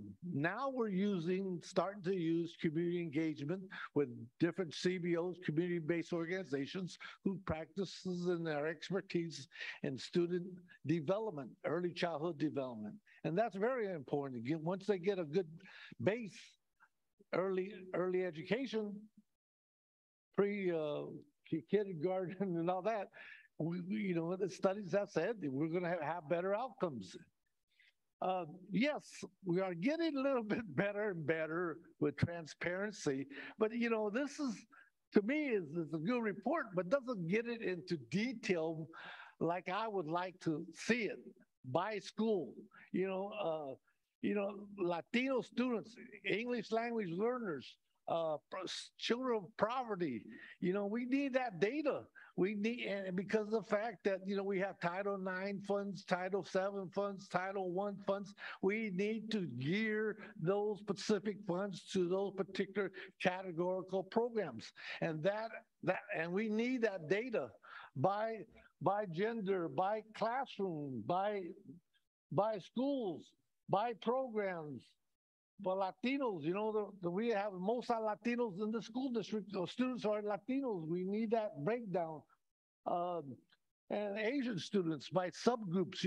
I know for a fact that some Asian students, they're doing excellent, but there's subgroups within the Asian community that need attention. We need a newcomer center that, English language learns to acculturate them and get them comfortable, both student and family members. So, I preach this and advocate for this. Ms. Perez, sorry to interrupt you. Just so that you know, on Friday, the board will be getting a BC that will have all that information in it. Right. Completely. Yes, but you know what? We have monies and funding for these particular issues. And we need it once, we get it once a year, but we fund quarterly. We could amend contracts. We could amend or recruit others. Resources in our schools. So we need to know, I think, by quarterly or biannually or whatever, these programs, what schools are working in these model programs. I believe very heartily that that what your approach regarding community, what was that mentioned? That's right. Wellness Center? The Wellness Center. I think there's a trend that schools are transitioning, not only serving students academically, that they're dealing the whole comprehensive services to students. And these schools that are in low income poverty areas, we need that. We need, because they bring these issues from the community. They're, what they witness trauma in the community, what they come to school not eating. First Black Panther, they started the dang breakfast programs. They knew right away that kids come to school without eating. We know that. And there's other issues, mental health. We're approaching mental health issues within the classroom, finally in schools. So yes, we're changing like the end, but not as fast as I like it to, because how many students who flunk out, who do not graduate? It's probably 25% of our student body do not graduate from high school. No. Yes, there's a high percentage. No. They drop out or don't graduate. There's a high, whatever it is that should be. We should have 95% or more graduating, because there is a lot, and another thing,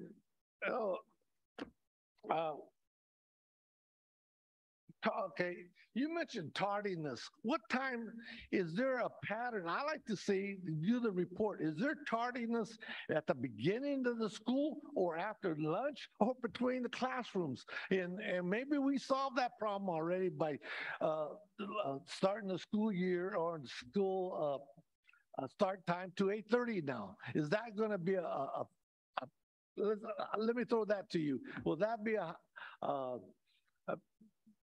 problem, or what is a solution to the suspensions with tardiness? Anybody want to report that? Yeah. I think we can. Yeah. There might be a way to perhaps get the data by tardies. Right. But I don't think we're not suspending kids for tardies. So I just want to make sure the data is there, that we have that many tardies. Someplace you mentioned you have X amount of tardies. And yes. So the incidents that are there, Mr. Perez, the incidents that are listed, those aren't all suspendable things. Those are just overall incidents that we're dealing with. Right. But those aren't all things that that kids have been suspended for. Okay. Exclusionary, correct. And so, but yet we don't call it.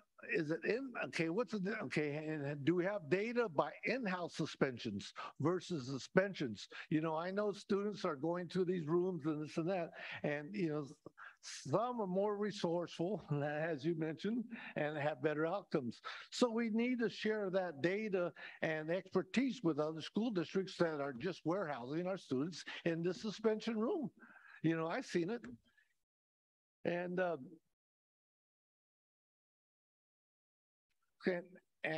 a big question for us, how much does our budget is funded for this program or this issue, this academic issue? That's a question that we need to ask ourselves and ask Mr. Hoffman.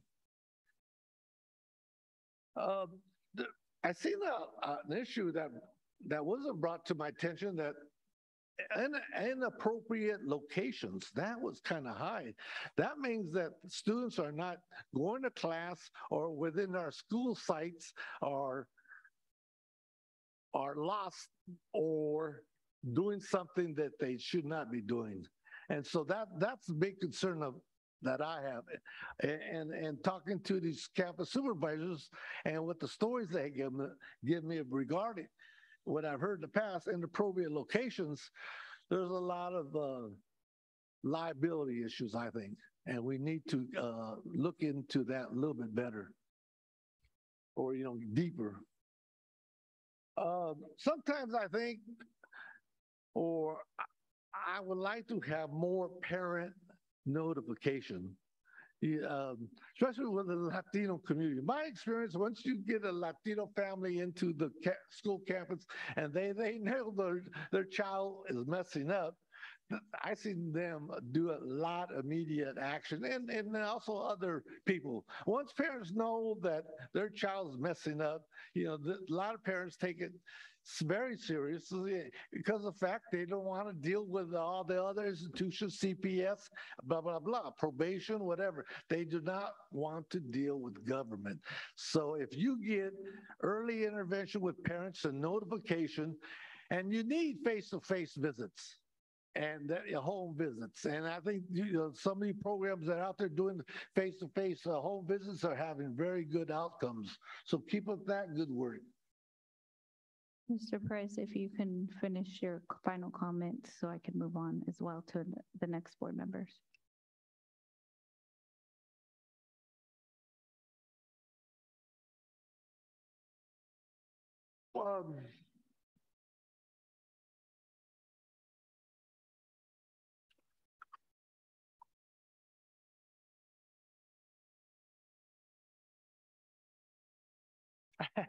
I like the fact, love. That means that you care. You're coming from your heart. And that's very important. Once I noticed, Mr. Gutierrez, you're a very good example of, these students know you love and you care. Once students know that they have a feeling of warmth by the staff, you're going to have good outcomes. And that's what those dollars that we spend on arbiter training is good, positive self-worth and self-love and all that, and not stereotyping people. We're going to have outcomes, but yet we need data to follow up on those programs. Data outcomes. We need that. School culture, school climate is very important because that's part of the reason why we have LCFF funding. We need to improve school climate, school culture. So keep up the good work. Thank you very much. Ms. Chávez Espinoza. Thank you, Madam Chair.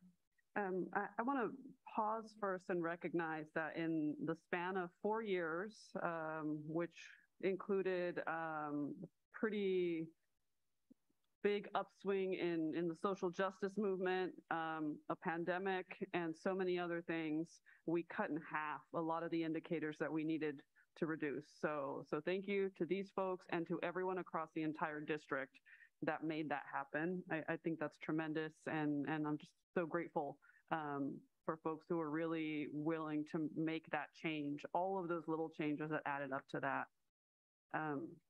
Obviously, we have the data in front of us, and it's showing that the groups that we are focusing on, that we picked the right groups because there's more work to be done there. And I'd like to focus on kind of what we're doing going forward. When you mentioned continued calibration, I mean, I just think there's just so much value that comes out of all of the calibration we've seen across the district. I'd love to see going forward how we connect that to the equity work, the anti-bias work. I just feel like those conversations are you're just sort of primed to segue into that, right? Like, well, why did I see that differently? That sort of thing. And expanding the restorative intervention practices to these targeted groups and eventually beyond them. But, Ms. Chantel Albiani, turning your on-campus suspension into a wellness center, that's exactly, what I've been talking about, what a lot of us have been talking about. And I know, Mr. Gutierrez, when you were giving your students at Valley a chance to do yoga or mindfulness instead of going to detention after school, those are, to copy a term of Beth Albiani here, who talks about our pockets of excellence across the district. Those are the kinds of things that I'd really love to see us doing more of. doing it better, particularly for these targeted groups going forward. So thank you so much for everything that's been done. And I look forward to hearing, what we're going to continue to change and do better. Mr. Forcina. Thank you.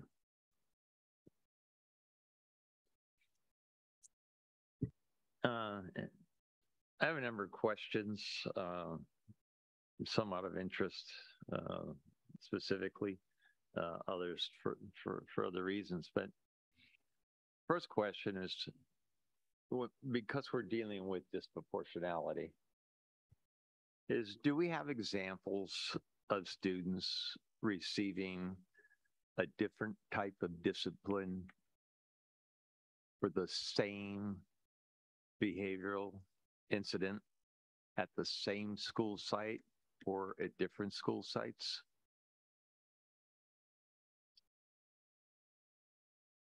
You understand the question? Yeah. Again, if when we talk about staff development and we talk about equity, and certainly an issue of equity is how behaviors are addressed. I would think that if we're going to have effective staff development, it would be important to know if student A is treated differently than student B at the same school for the same incident. Yeah, so speak to that a little bit, Mr. Persina, because part of it is if you go to the discipline matrix, now there's a continuum of interactions and responses that we can have to events. So the same action on the same day by two different students, part of the response might be different depending on what interactions have happened with one of the students versus the other previously. But the way we're set up now is there is a common matrix that's used across the district with regards to how we intervene, and early interventions and first-time offenses. They should be very similar in response. There's other situations where a very serious act happens, and a very serious response happens. And I think that whether I can say it happens with each kid on every site and it's completely consistent, I think it's much more consistent than it has been in the past, because we're all working from a similar document and the training that's gone along with our administrators and understanding that document. Mr. Fortuna, if I may, I apologize, sir.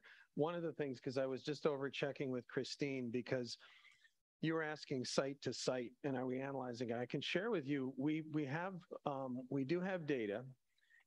So for example, if we look at a specific ed code violation, and then we actually have done it where we look at the various student subgroups, and then we look and we see. So for example, are white students being suspended for X number of days versus African-American students versus Hispanic students?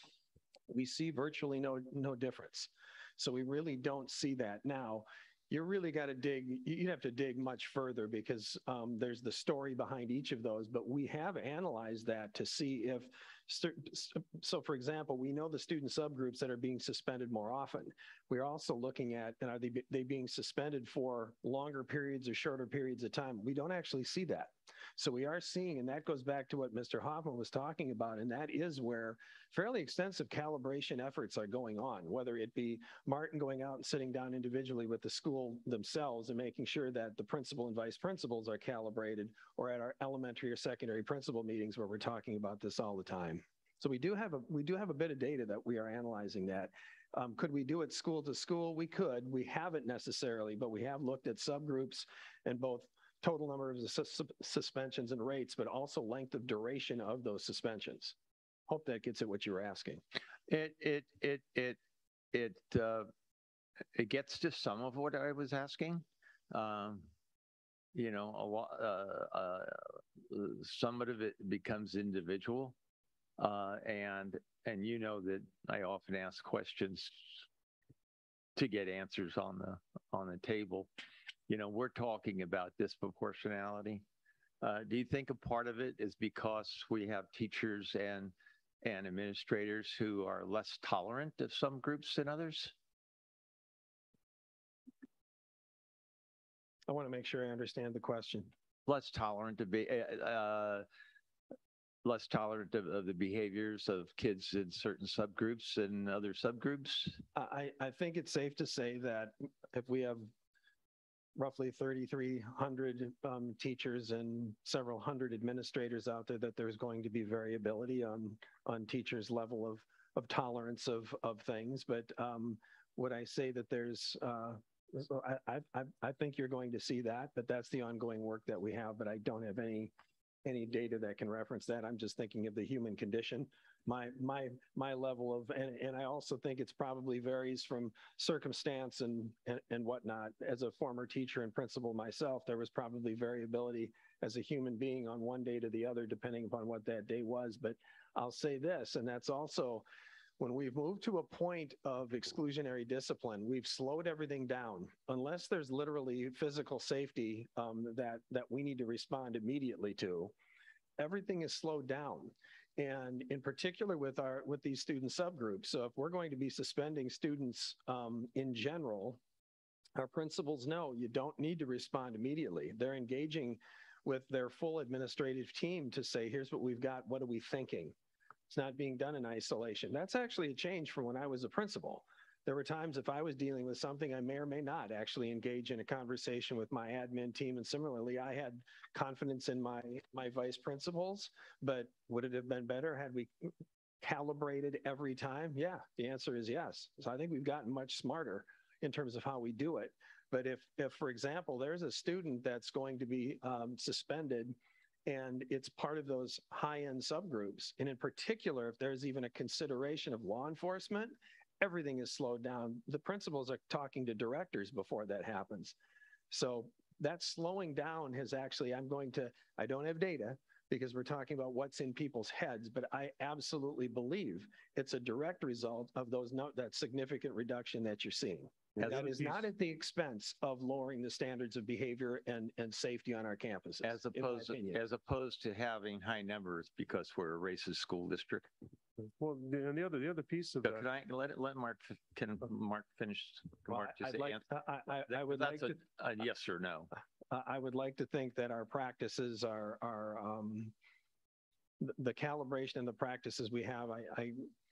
I don't believe that racism is pervasive across all employees in the school district, and that's really not how we're approaching this at all. It's not to say that there aren't concerns among individuals in any community, but I think our practices and the approach we've taken has resulted in what you're seeing here. Yeah, and I believe that the data shows that with respect to what the interventions are in terms of addressing situations, providing the alternatives, providing the training, making the contacts. I think all of that shows that we have taken a very serious and planned approach to dealing with disproportionate suspensions and expulsions. Actually, we haven't taken the issue lightly.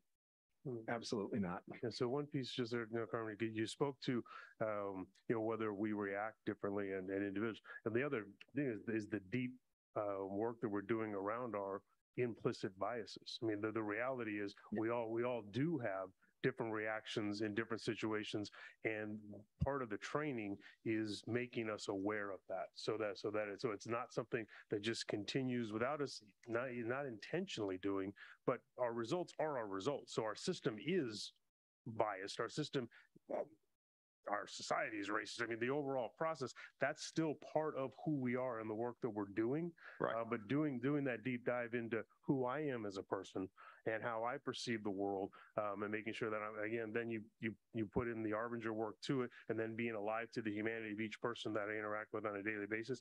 All that coming together, I think, makes us better, and that's what we're trying to do.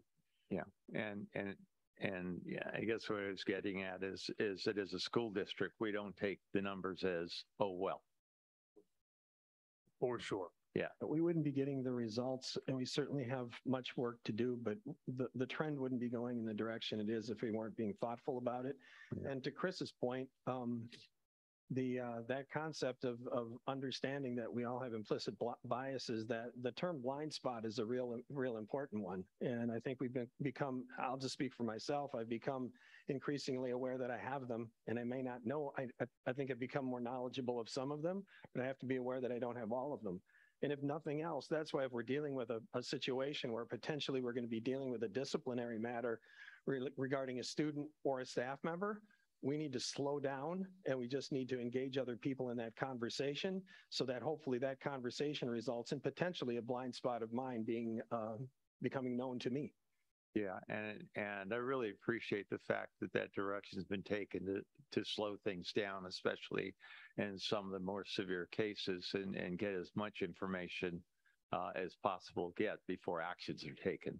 And again, I do believe it shows in the numbers that we have taken a very serious and planned approach across the district to ensure that we are doing what we can do to intervene and change behavior.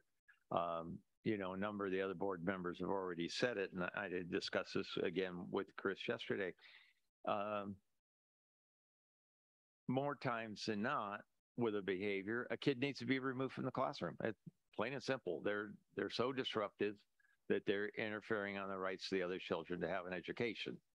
That being said, we then have to ensure that we've taken the steps to set up programs where the interventions are available as opposed to sending the kids home. And again, we've done that, and I know we need to continue to do that. And certainly as we go through our budget work, that's the kind of thing that we need to focus on, especially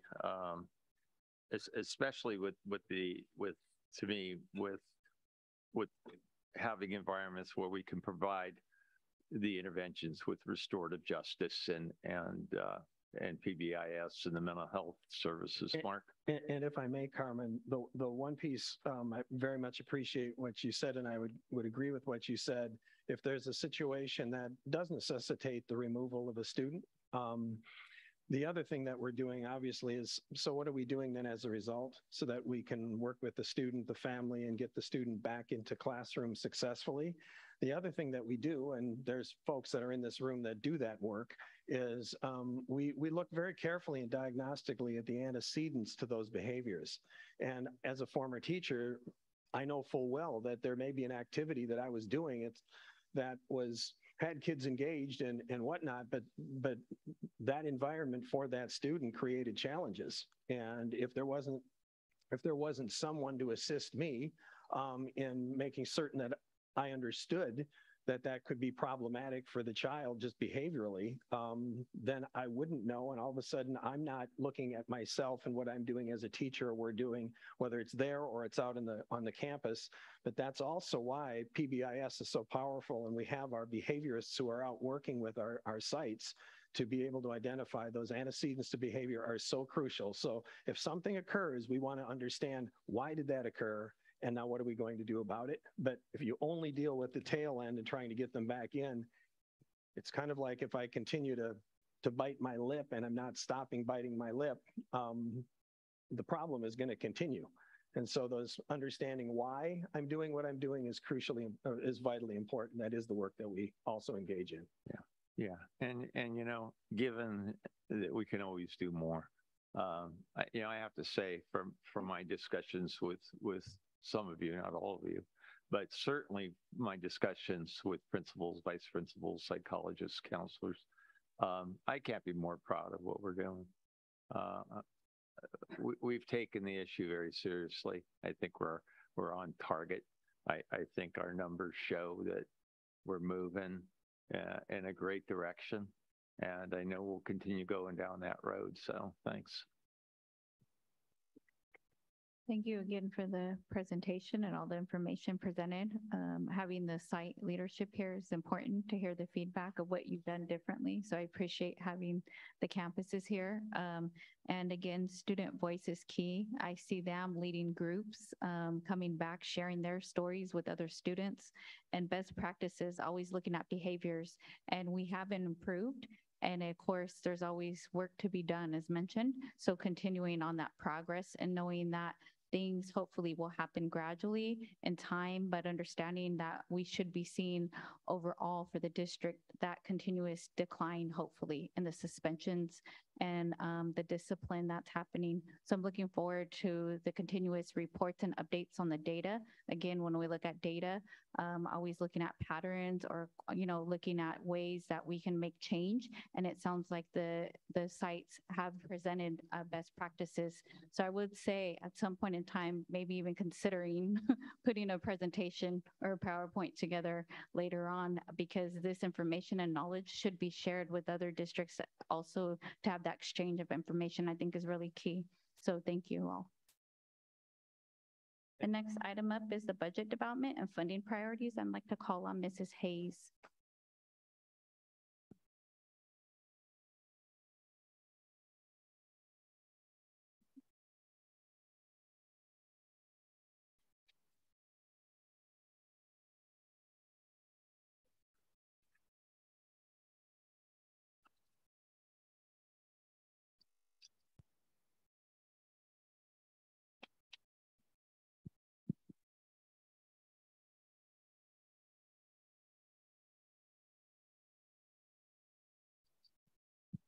I was just gonna say good evening, but it's not evening.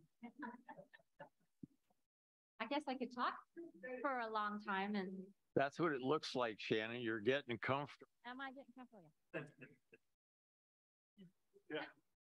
So, in an effort to be able to share the same information with our community and with Mr. Yang, went ahead and dumped this up on the screen.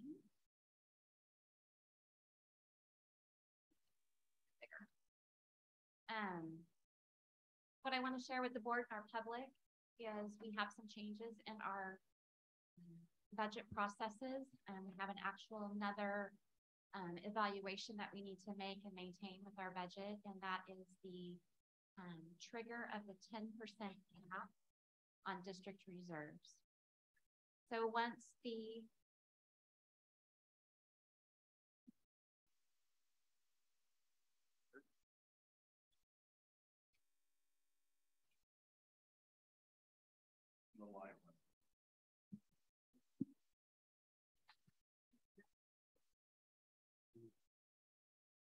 So one of the requirements for us as a school district, as well as the government agencies and local government agencies, when the reserves at the state level get to a certain point, there becomes a cap on the reserves that us as a district can have as well.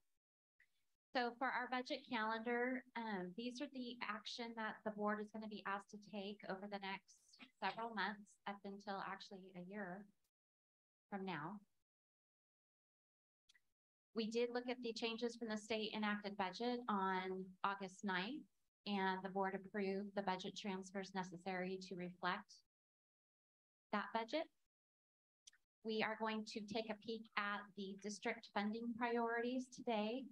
This is going to be our first look at the positions and the actions and services that are currently funded through our COVID-19 relief funds. And then on September 6th, we're going to ask the board to approve the final 2021-22 income and expenditures. That's going to be another measurement that could have an impact to our 10% cap. All of that in preparation to approve the 22-23 projected income and expenditures, which is our first interim report. And then you can see the rest of the board action that we would be discussing going forward. With that, does anybody have any questions regarding titling?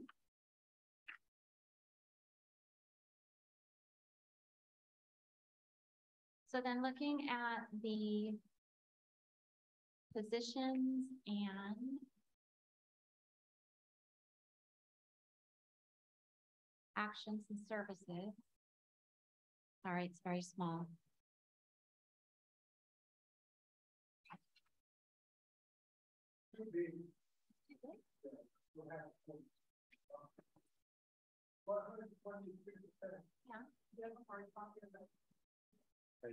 They all have hard copies, right, Shannon? Yeah, you should have a hard copy. I need to make it this big or that everybody else in the world can't see. Sorry. Mr. Perez, if you can only see the one-time column, it's the same as the total, so they're identical. Right now, we're not asking the board to take action to move any of the actions and services over to the ongoing column, but we did want to start the conversation. So as the board is aware, the district received hundreds of millions of dollars in COVID relief funds, both from the state and from the federal government, in an effort to mitigate the impact of COVID-19. So this list here is a snapshot of all of the positions that were requested to be funded through June of 2024. Today's cost is $30 million. Then the next section goes through and looks at all of the actions and services that do not have personnel attached to them.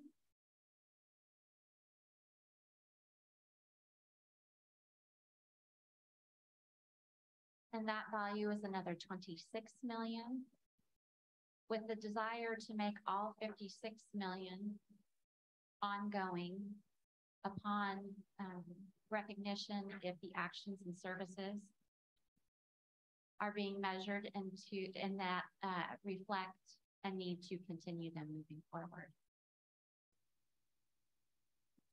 The next section is, again, these are actions and services that are funded with the COVID relief funds. But these are one-time items that upon completion, we do not intend to continue.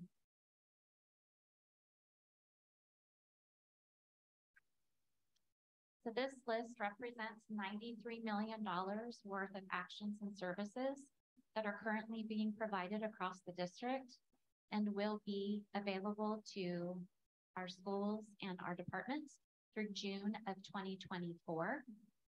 And this list will come back in multiple iterations between now and the end of the school year, and then coming up with a strategy plan going forward as to what we need to move to ongoing, what can actually sunset in June of 24, and what we want to continue maybe in a one-time fashion through some of the one-time block grant funds that we have at our disposal. With that, I'll stop and see if anybody has any questions.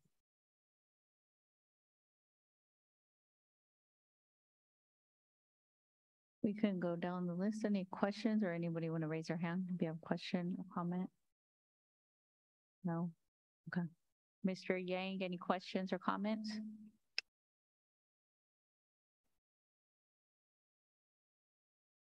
Madam Chair. No, Krista. Thank you. Mm-hmm. So I guess just a clarifying question. When I look at category 2, which is non-personnel, I do see some of these that are compensation for work. So is the distinction here work that is being done by district employees versus work that is being done by others, or work that is being done in addition to regular contract time? Like, how do I draw that line? So if you're looking at section 2, if we go down to letter G, expansion of Avid services to all elementary schools, 79,152. Those funds right now are being used as release time to send folks to the Avid conference. This is work that was started through another grant source that has since sunset. So as the Avid department coaches are coming online and the Avid department itself is getting up to full 100% and running, there may be a different ask for augmentation to the Avid program. We're just not at a point yet to know what that is. But yes, Ms. Chires, to your observation is correct. There are items in here that is personnel related, but it's at will, or people are being asked to come to the table and help produce curriculum or a program or whatever that may look like. And so they're being compensated outside of their normal contract date. Thank you.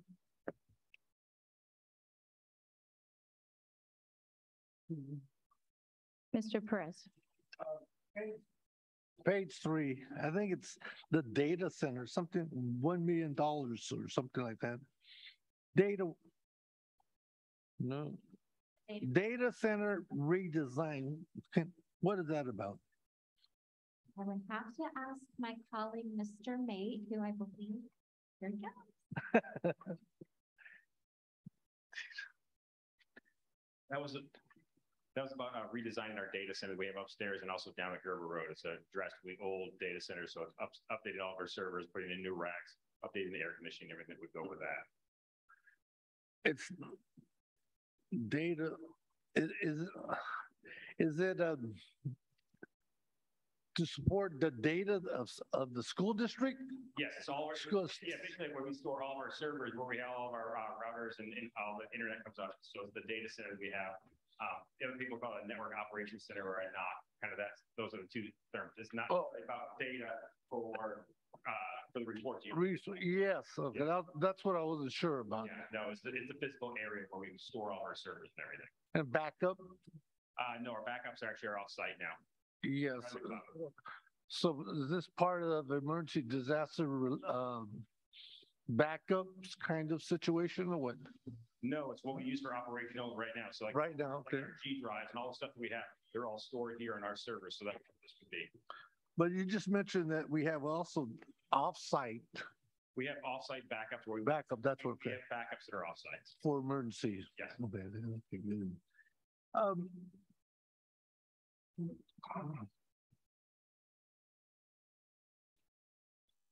I noticed we have $3 million for air purifiers with it. That's for the actual classroom. Because I know with this district, we have a bad issue of air quality. Is that the reason? We do not have a bad issue of air quality. Yes, we do. The Central Valley has a bad air quality. You just seen it on the paper the other day. As a result of the fires in this area, we were on an alert system. So is that what that's about? So, Mr. Perez, for the point of clarification, you're speaking about the air quality of the valley, not the school district, not the air quality in our classrooms and our buildings. Thank you. The air purifiers that are here. So what we made a commitment, we had a really aggressive ventilation mitigation plan. Right. In conjunction with all of our employee groups, we came to that agreement. We bought air purifiers and you can see the descriptor. It says under certain conditions where they qualify. So if we have classrooms that the entrance doors, for instance, are on the interior of the building and they don't have operable windows and they don't have an option for fresh air, they get air purifiers. Computer labs where students intermingle have air purifiers. We have different standards as to which space receives an air purifier, and that's what those are for. And again, those are all one time. So those are something we did, will be done, and we won't be asking for that again to continue. It's a one-time action. I see $6 million for school buses.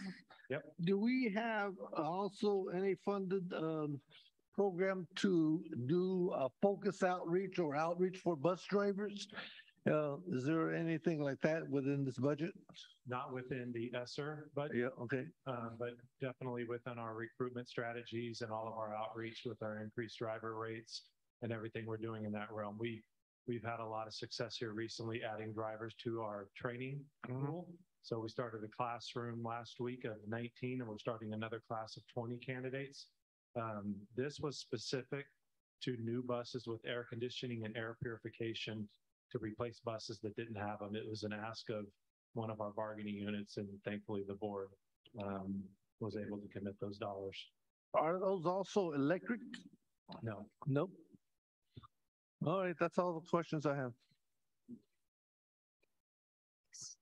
Do I have any other questions or comments? I just made one comment just to make sure we're clear with the public and any employees that are here. And we do have two really significant budget processes that are going on right now. We just want to make sure folks are clear about that. We talked about the need to do our first interim report in December, and there's significant work that's going to need to be done within our unrestricted budgets to make sure we're ready to meet all of those requirements and meet the needs of our employees.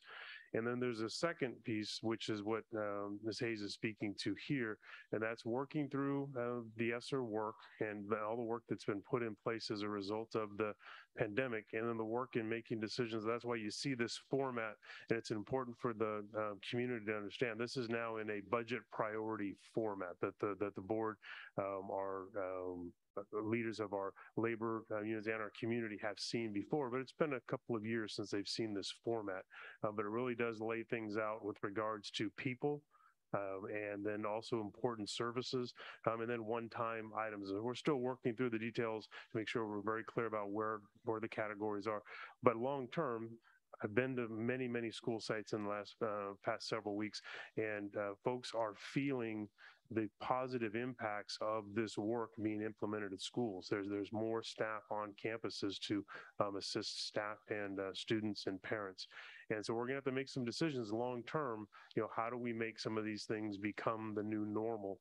They're exciting, they're challenging, but there's a lot of work to be done. So while we're doing the kind of traditional work with regards to the general fund, we're also going to need to figure out how to do these types of services, identify which ones are of most value and give us most bang for the buck, and then we want to keep them going long term. And we'll make sure our families, our kids, and our employee organizations will have the opportunity to chime in and share perspectives with regards to this, as we have done in our previous processes.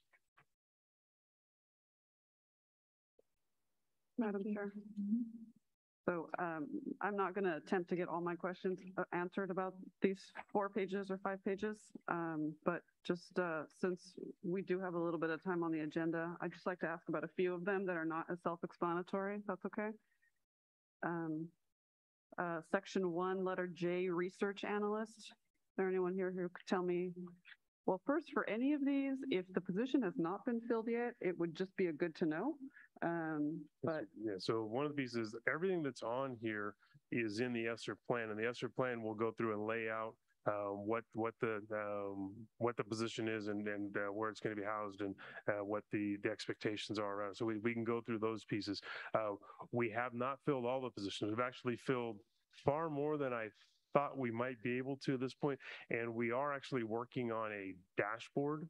And we're getting pretty good at these dashboards, and I don't want to, and Mr. May's not here to throw daggers at me right now, but Mr. Singh is, because the trick is with a dashboard is how well the data goes in is how good the dashboard is. So I think we're at a point where shortly we'll be able to have a dashboard that actually shows number of positions that were set in the ESSER plan and the percentage of those positions that have actually been filled. And so that will be something that we're working on, and we're very close to being able to have available. But we have not filled all the positions. We're still working to do that. Okay. I will add, the last time we looked at it, at the updated report, and to Mr. Hoffman's point, I was pleasantly surprised by this because we hear how tough it's been to hire staff, find staff. It's over 60% of the positions have been filled, and that was the last time I looked at the report. So it's probably more updated today as we sit here. Okay. So are we prepared to go through with line item type questions, or should I save that for next time? We can certainly do it, but it wasn't something we were, staff was prepared to do because it was part of this was just taking what was in the ESSER plan and putting it into the new format. There's a lot of work to do around examining what these positions are doing. Are they getting the effects that we were looking for, and then making those recommendations down the road. But certainly if there's one or two you want to speak to, we can do that. They can wait. They can wait. Thank you. That's all, Madam Chair. Thank you for your presentation information, and we'll be looking forward to the information coming back and the timeline that you have laid out before us. I believe the next item is going back to Mr. Hoffman. Yes. Earlier topic of the board handbook, one slide was forgotten So about. if somebody could put the board handbook or my presentation back up. So we actually did a really good job, and we finished 15 minutes early. I was like, man, why did we get finished? And there's a reason we finished 15 minutes early. So if you remember, there was one other topic we talked about the format of the student presentations, but Mr. Yang had brought up wanting to have a conversation around the board member reports near the end of the meeting. So I did want to give the board an opportunity to share some thoughts there. Again, this one's an important one. If we formatted some type of report, we'd have to make sure it was not something that led to a conversation of something that was not on the agenda. So that's kind of the trick and why we've held to our current format, because it really doesn't allow us to get into that sticky situation. So Mr. Yang, are you available? There he is. Hey, Chris, can you hear me okay? Yes, we got you. Yeah. Well, you kind of already explained it, how, I was interested in kind of revise this handbook just to give us the opportunity to share with community with our interaction and our experience. And I agree the fact that we don't want to lead to a, kind of discussion, that I agree. But I think a report, I think it's very appropriate. So yeah, I think if we could change that, I think that would be beneficial for the community and for the staff, and then, my colleague as well, if everybody agrees.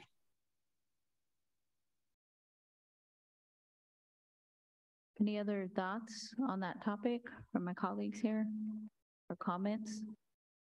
Thoughts with respect to whether we want to change it? Yeah, that. Oh, yeah.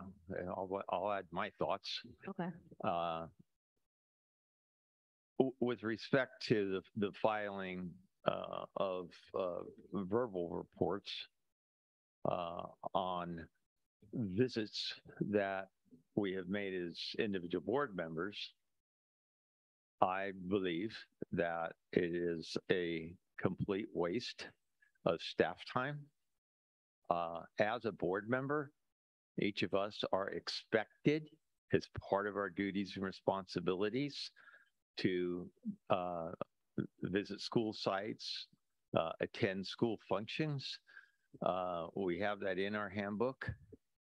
To the extent that we do our job, the audience, which is generally our own staff, don't need to sit and listen to us spew out what we've done in fulfilling our duties. It's not a matter of getting the meeting over so we can go home. It's just not a necessary function, in my opinion. Again, the expectation is that we go out to school sites. What we had discussed, and I will share it with Sean because I don't believe he was there, is the fact that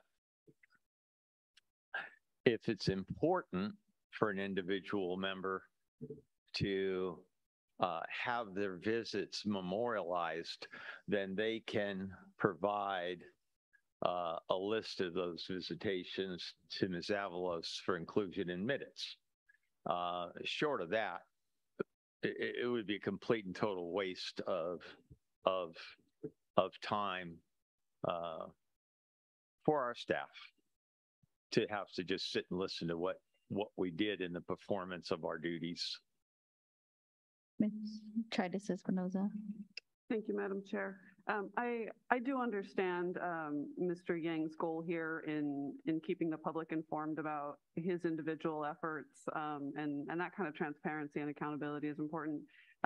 But unfortunately, we have so much work to do as a group, and our meeting time is so limited. I mean, a lot of folks don't know that all of these day-long meetings that we've been adding and increasing, we do a lot more of this than other school districts.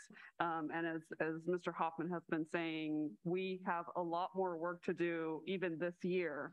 So our meeting time is precious to us. And as a result of that, really needs to be reserved for that work that we all have to do together, or that the Brown Act does not permit us to do outside of meetings.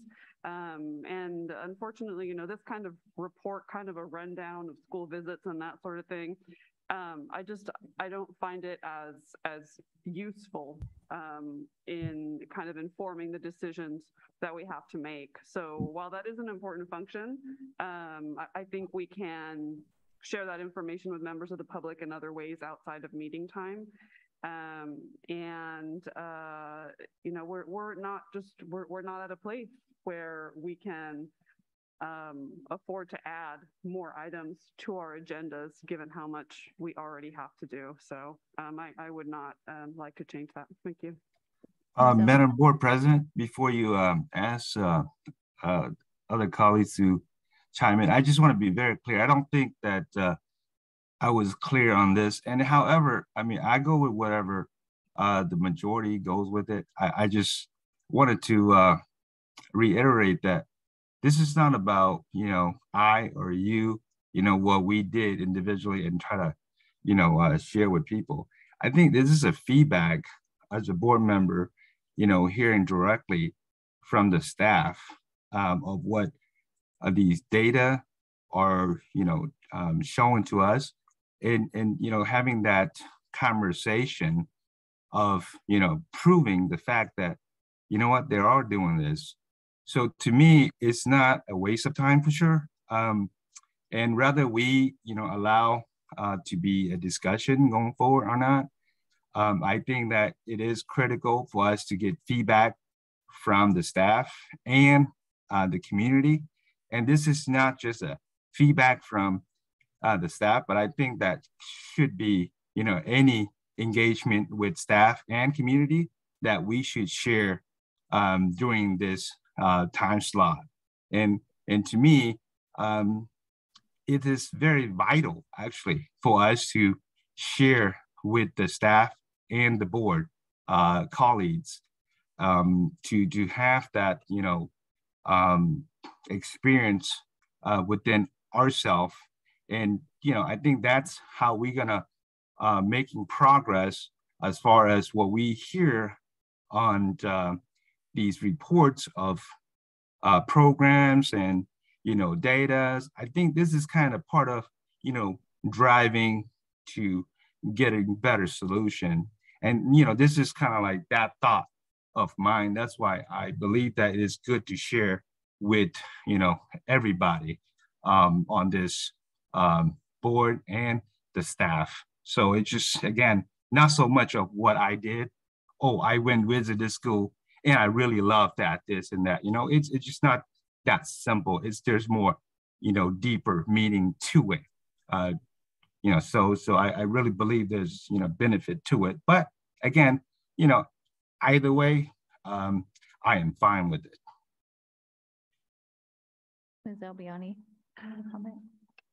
While I appreciate Mr. Yang's comments, I too feel even if we spent 4 minutes each on it, that's another 28 minutes, which is at least another half hour on our meeting. And I think, but I do appreciate when someone tells me, hey, I went to this school and saw that can be a very casual conversation that happens within our board, and it's appreciated as well. So I would not be in favor of changing this. Ms. Jamerson, any comments, thoughts? I hear Mr. Yang also talking about trying to find a place to provide feedback. So I think it's in terms of, you know, the school visits and talking about the highlights. It sounds as if he's also asking for a place to bring that feedback. And I think for me, yeah, that's where I usually start with Chris. I also think that there's certain things that I hear or see at a school that I know are of interest to other board members. And I say, oh, hey, I saw this that you might be interested in. So I think that kind of, there's some avenues that way as well. But yeah, I'm in favor of us not doing the reports during the meeting. Mr. Perez, any comments or thoughts? No comments. And I stand in line with the comments already mentioned by my colleagues. I appreciate the thought and the interest that's there, but just thinking other formats or ways that we could even give out a BC if we needed to Ludi about any special activities or events that we're aware of or that has come up or something that maybe I've learned at a school site, sharing that information out could be helpful. So just, having that option, but not necessarily changing the agenda due to the Brown Act reasons. We had a history before where the agenda was slightly different. So just would want to stay consistent and maybe down the road, that's something that could be looked at. Thank you. Appreciate the feedback and I appreciate you going back to it. Thank you. The next item on the agenda is consent agenda, which is an action item. So I would call for a motion to approve items 1 and 2 on the consent agenda. So moved. Second. I have a first and second. I'll conduct a roll call vote. Ms. Shamerson? Aye. Mr. Yang? Aye. Ms. Albiani? Aye. Ms. Tritis Espinoza? Aye. Mr. Forcina? Aye. Mr. Perez? Aye. And myself is an aye. It's unanimous. And I'd like to call to adjourn the meeting at 2:27 p.m. Thank you all for being available. Congratulations. Thank you.